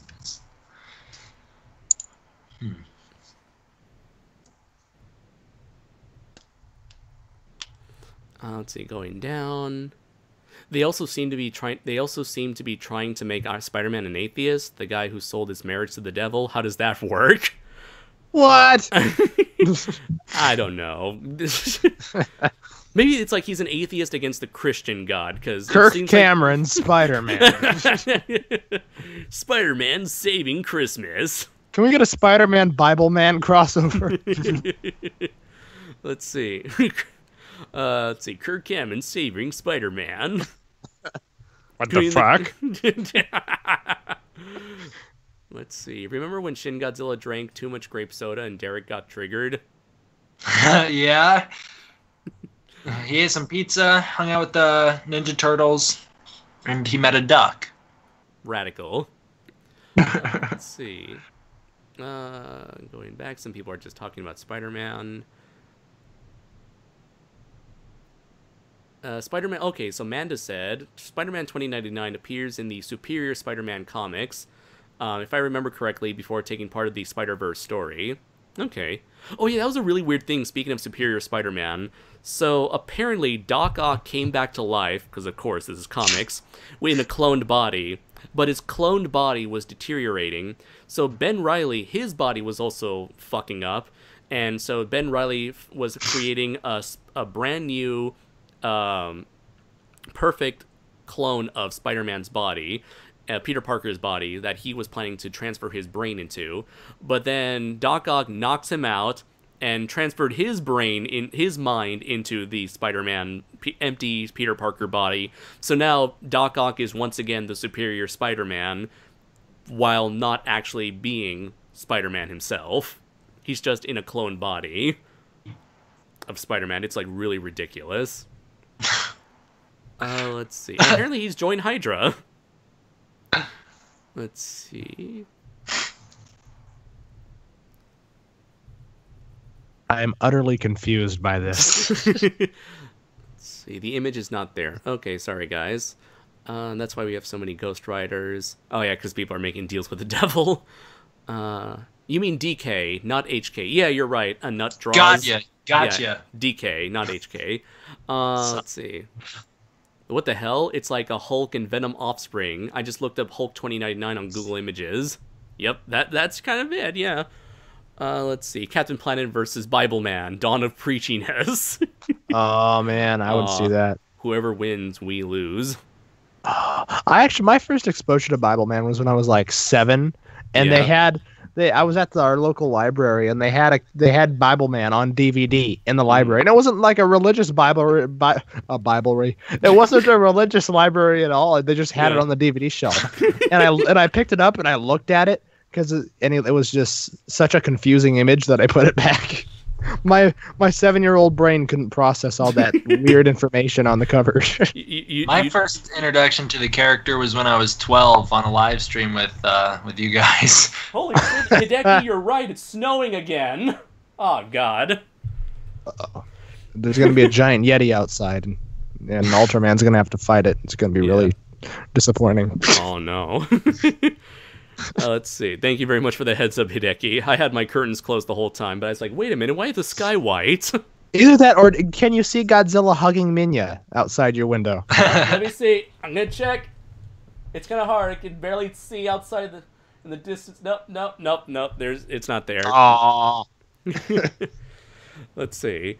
Let's see, going down, but I could swear. Hideki says I could swear Aunt May prays sometimes. Yeah, so I think Aunt May is religious, but I guess religion has never been one of those things that have been like the key focus of Spider-Man, which I don't really Why should it be? Yeah, it doesn't need to. It should be just, if anything, just a background thing.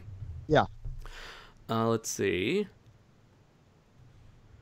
DK Donkey Kong?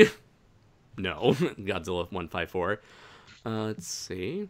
Okay, so we have gone about 3 hours into this, or almost 3.5 hours.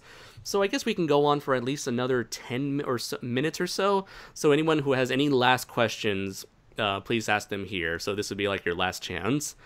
Let's see. In the meantime, I guess I'll go into this crossover thing. This is a project that I talked about at the end, that Denny and I have talked about. Not Denny, Matt Denny and I have talked about at the end of our review at the end of our commentaries for The Arctic Giant and Bambi Meets Godzilla, where Denny is putting together a project called Kaiju vs. Cancer, where we're getting a bunch of artists involved with a bunch of our own established characters and creating a bunch of collaborative artwork of our characters either crossing over and fighting each other or teaming up with each other. And so we're going to be selling these initially as posters and potentially t-shirts, and all the profits will be going to St. Jude Children's Hospital, which is like one of the biggest cancer research facilities in the U.S. So we're currently waiting on to see if we're going to get an official endorsement from St. Jude themselves. But even if we don't get the official backing, we can still we're still free to donate all the profits to them. It just won't, all the profits, the transactions just won't go to them directly. So yeah, we've already, you can expect to see my giant robot Draco Azul in there. We already got a piece in mind where I get to my character's going to cross over with one of Matt's characters. And we've got a bunch of other people in there as well. So look forward to more info from that in the meantime. Let's see. Cody said, do you think Godzilla usually gets a thrill out of fighting other monsters, like Goku does from fighting new powerful opponents? That's an interesting question. Does Godzilla like to fight? I get a feeling that in some interpretations of Godzilla, he simply wants to be alone and live in peace on Monster Island, and he just fights out as a necessity. But Right. I can see a version of him that enjoys fighting. I don't think Final Wars wanted to live in peace. I think he just wanted to fight. Yeah, he felt like the guy who just wanted to show that And he was play the soccer. biggest bad. Yeah. And soccer, yeah. He was European. Right, That was the right. big plot twist. He just feels the need to prove himself to be the strongest one there is. It's like, fuck all of you. I'm the best. I'm the greatest. You watch a movie like Godzilla Monster Planet, and even when attacked, he doesn't do too much fighting. He just No. wants to be left alone. Yeah, he's just swatting away. It's like, it's not like you're actively fighting mosquitoes. You're just like, if someone happens to cross your path, you'll try to smack it. Exactly. He was on a nice stroll through a valley. Something just got in his way. Yeah. Who's the real villain here? Yeah, what an inconvenience. He's like, I've been here 20,000 years. Like, this is my home now. Yeah. All right. I can't take responsibility for what my dad did. Let's see. Sci-Fi Dragon says, question, would you ever open up a Patreon? Not really. I'd never felt the need to make any sort of serious money off of this because I already have a job when I was both in America and in Japan, so I never felt the need to profit off of this. I do have ads enabled, but I'm still needing to get what do you call it? I need to do the thing where I need to connect my Google AdSense account to my Japanese bank, which I hopefully plan to do within the next couple of months. I know it's going to be very difficult because I've rarely done any sort of weird bank transactions with that sort of thing, where it automatically goes from Google to the bank account. So because it's in Japan, it's the whole Japanese language barrier thing. So I'm going to see if I can do that. But anyways, I never felt the need. I like to make money on the side. Sure, that'd be fine. But to ask people for to donate to Patreon, or even just have this Patreon as a tip jar sort of deal, I never felt like it was essential to make that much money off of it. So no, I've never been interested. Sci-Fi Dragon. Let's see. Crooked says, figure I'd say this here. Thanks for your work so far. For our other collab, Andres Brayton, I was too high to handle you tonight. I'm sorry. Oh no. Let's see. What is that supposed to mean? I have no idea. Crooked. This is the reason why Crook and I mostly communicate through text. They're just too dangerous outside of the few Kaiju's Corners that we've done. Let's see. Manda says, did you get my post about that one YouTuber who's been re-uploading some of your content? No, Manda, but actually maybe I saw your comments before in the past, but recently, no, Manda. But whoever that asshole Have is, fun with that, man. That is one of the most annoying things to deal with YouTube's retarded copyright system, getting their videos taken out. It'll take you an hour and a half. Yeah. And Well, Anders, you've had this happen before, right? Yeah, With the yeah. guy who would take stuff and just garble the audio and Yeah. post it. yeah. With multiple descriptions. It was weird. Yeah, it was like Brandon Tenold's descriptions and Decker Shadow's descriptions. It's like, Yeah. I'm nowhere as popular as those guys. Why are you paying attention to me? But people have been taking that, and I've tried to flag their videos by saying that this person is trying to impersonate me or taking my identity, and they say, well, sorry, we're not, there's no copyright, and we're just gonna let these people Just go ahead. Chief Wiggum from The Simpsons is in charge of you. Sorry about that. Doesn't seem to be anything wrong here. No, if you do file through which end- copyright, He's holding- it'll give you the option to select that they re-uploaded your video, but it'll take forever, and you won't see results for multiple days. Yeah, so it's like I decided just fuck it, Anyone luckily if you type in Kaiju Noir, you're gonna get the right videos, and these videos get so little views, it doesn't really bother me, It's like these people try to piggyback off of my work, and it's like, you know what, and they had poor results, so I doubt anyone's going to get confused with the real thing. Let's see. But thank you for bringing it to my attention, Manda. Let's see. Thoughts on Dragon Ball Super ending in the foreseeable future? I haven't been keeping up with Dragon Ball Super, but I figured it was going to end soon. I thought that this was going to end around 50 to 100 episodes, and I know it's probably around like near 130 something when it's going to end. So it's kind of like gone much longer than any normal anime nowadays. So I thought for the current anime world, I'm glad it's not going to go on forever and ever and ever and get really stale. Because it really, where can you go after having a multiverse tournament? I just don't see it. But yeah, I'm not too sad about Dragon Ball Super ending. Let's see. What do y'all think of Dragon Ball Super so far? Let's see. I think it really went downhill after Dragon Ball OK. Let's see. Are you a Dragon Ball fan, Derek?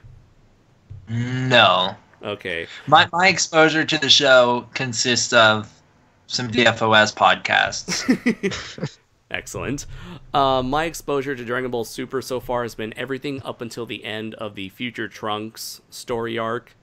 I haven't seen anything of the big multiverse tournament, so I still need to get into that. But so far, from what I've seen so far, I was disappointed that they spent the first 2 story arcs just rehashing the story from the last 2 movies, but with less animation and a stretched out storyline. But with the newer story arcs, like the tournament between 2 universes and the Future Trunks story arc, it was good. It was fine. It was perfectly adequate. Although I really feel like Goku was made into like a dumber, more childish character, but that could be maybe because he was always like that.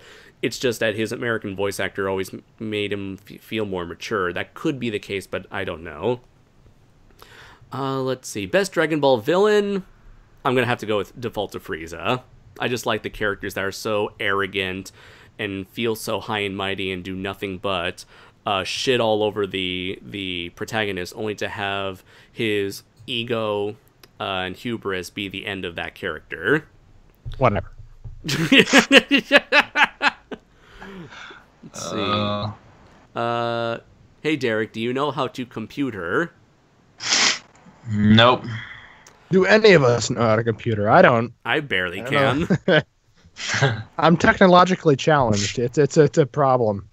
Let's see. A Nut Draw says, Kaiju Noir, you sound so knowledgeable about superhero comics. Thanks, I try. I try to keep up the appearance I try to act like I do. I'm curious, since you teach English in Japan, whether you've met any Japanese fans.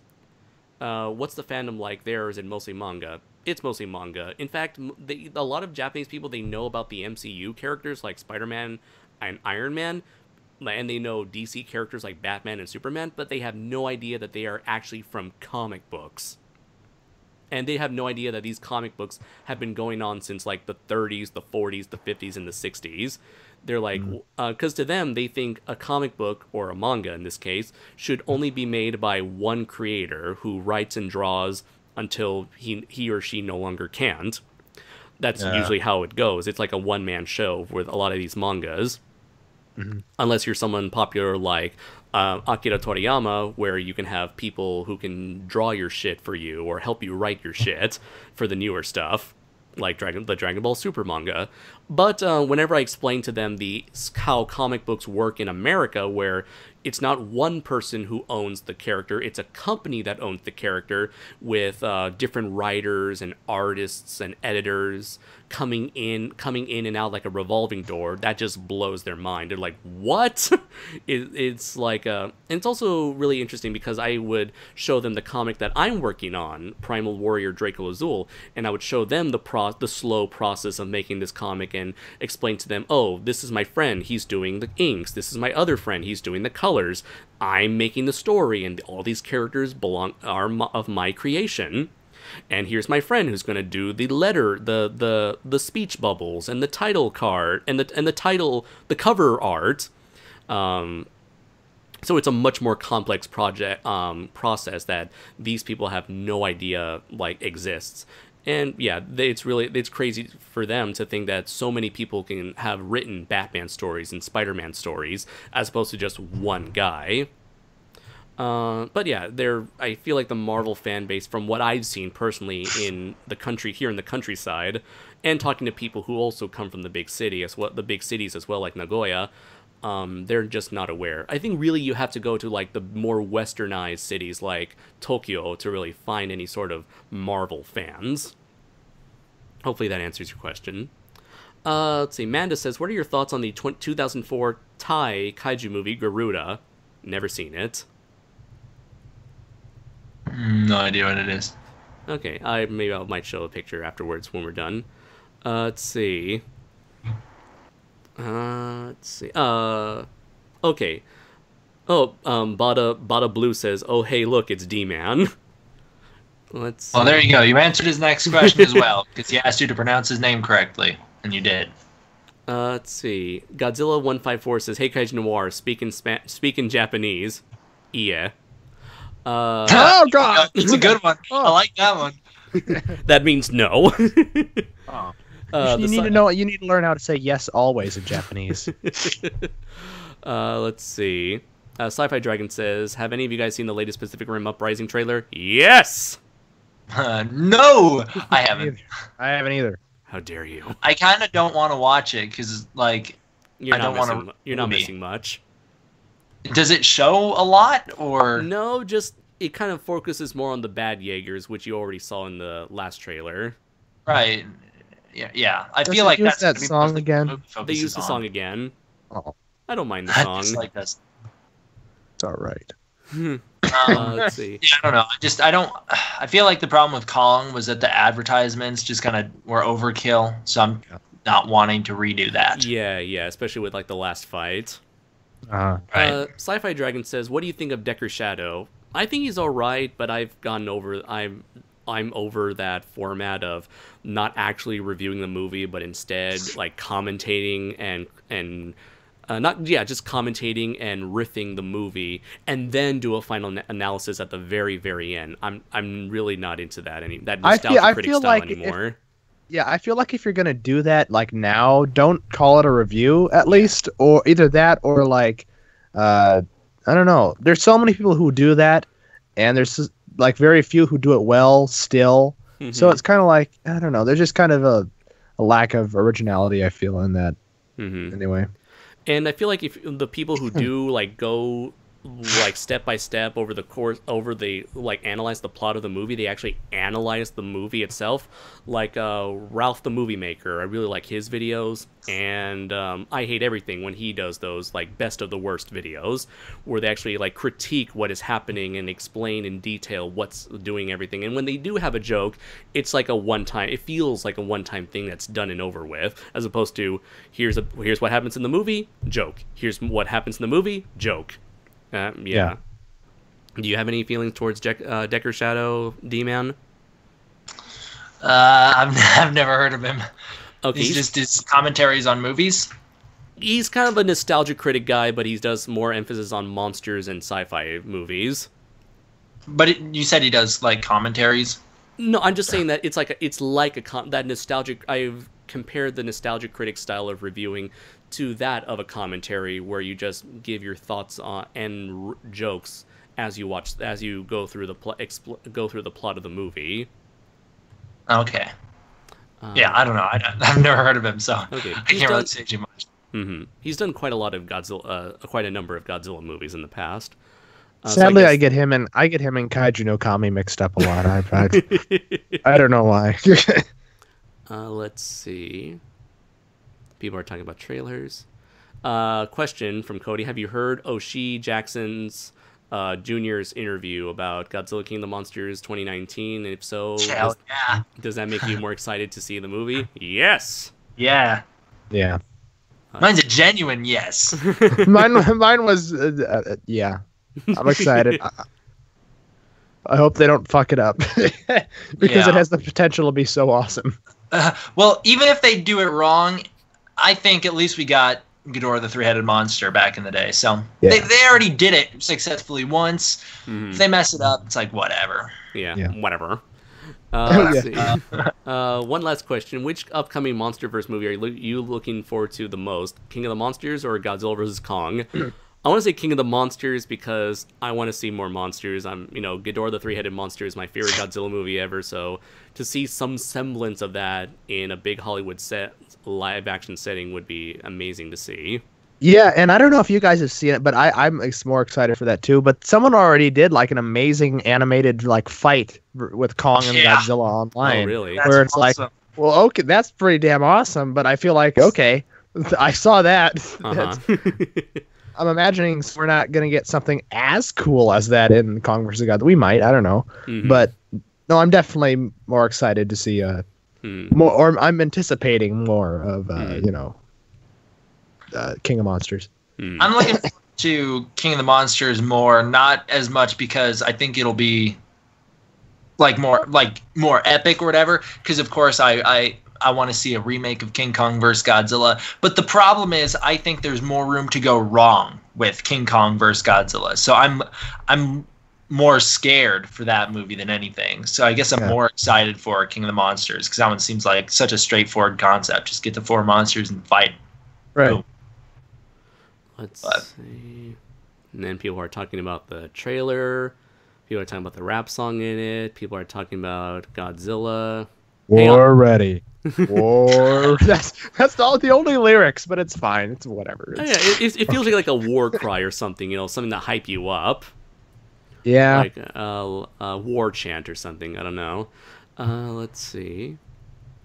I'm pretty disappointed they're not having that original composer back. That is true. I did love his score for it.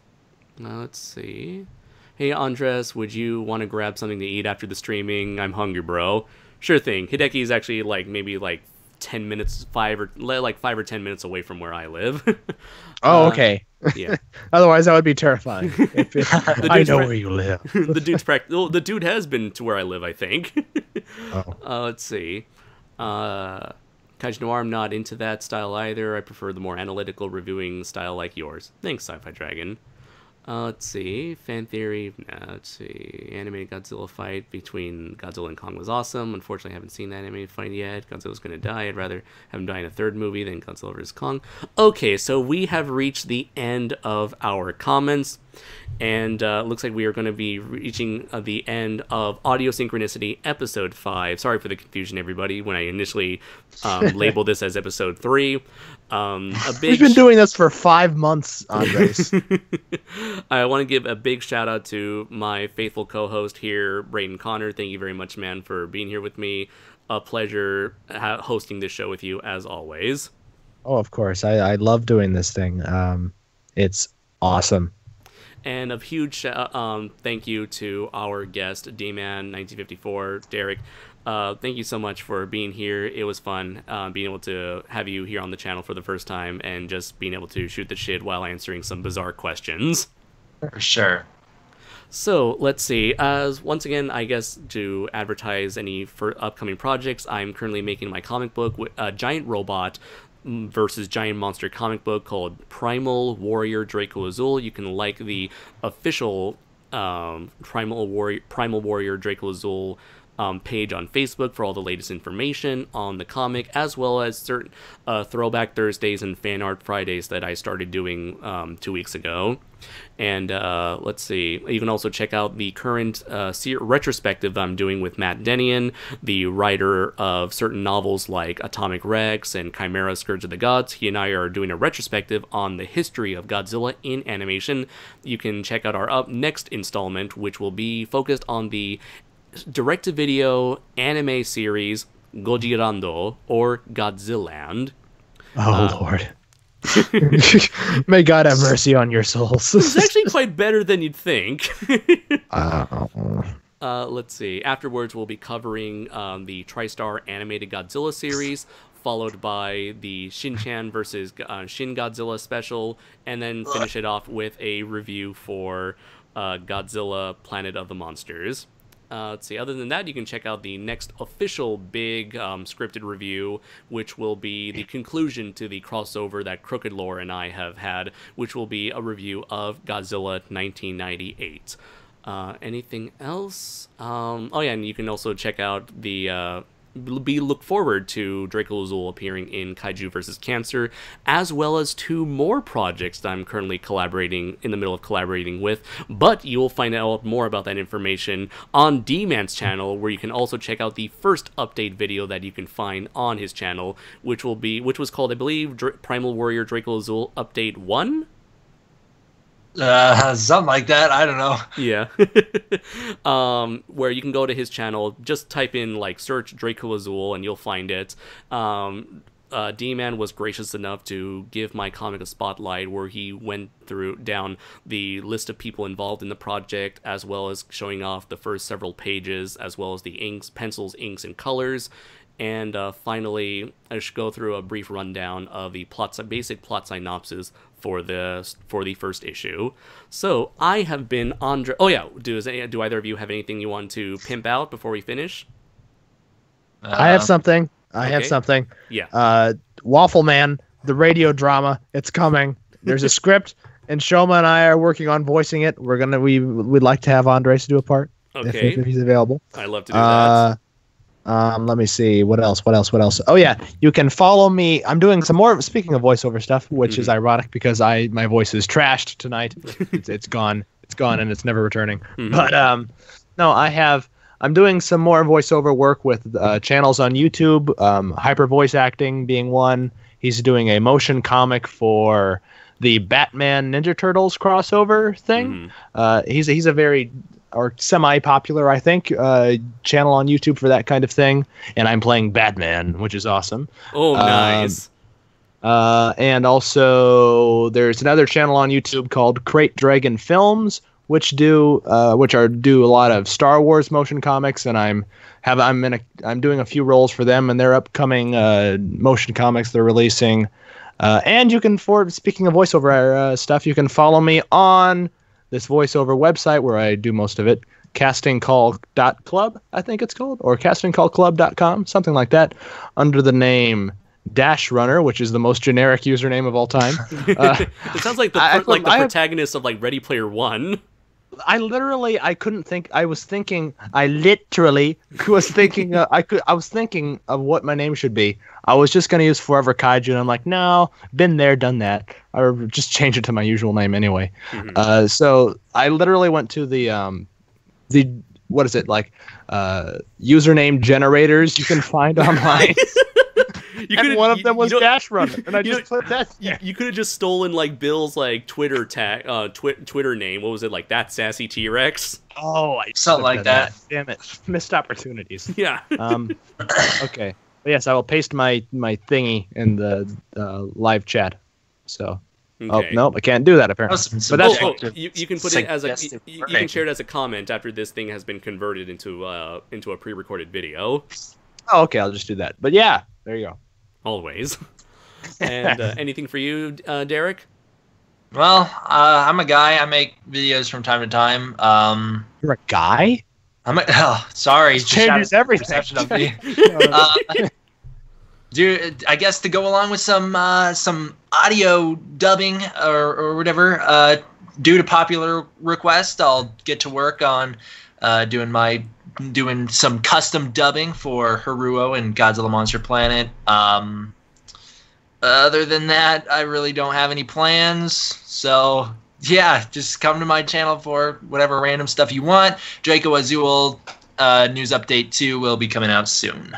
Absolutely. As soon as we get some, we got some. I would like to show off a couple more pages of the comic, and definitely the cover art when it is finished. And we'd like to go over the further appearances outside the comic and outside my YouTube channel that you will possibly see Draco Azul appear in. So thank you very much, everybody. I have been Andres Perez, aka Kaiju Noir. I've been Brayton Connor.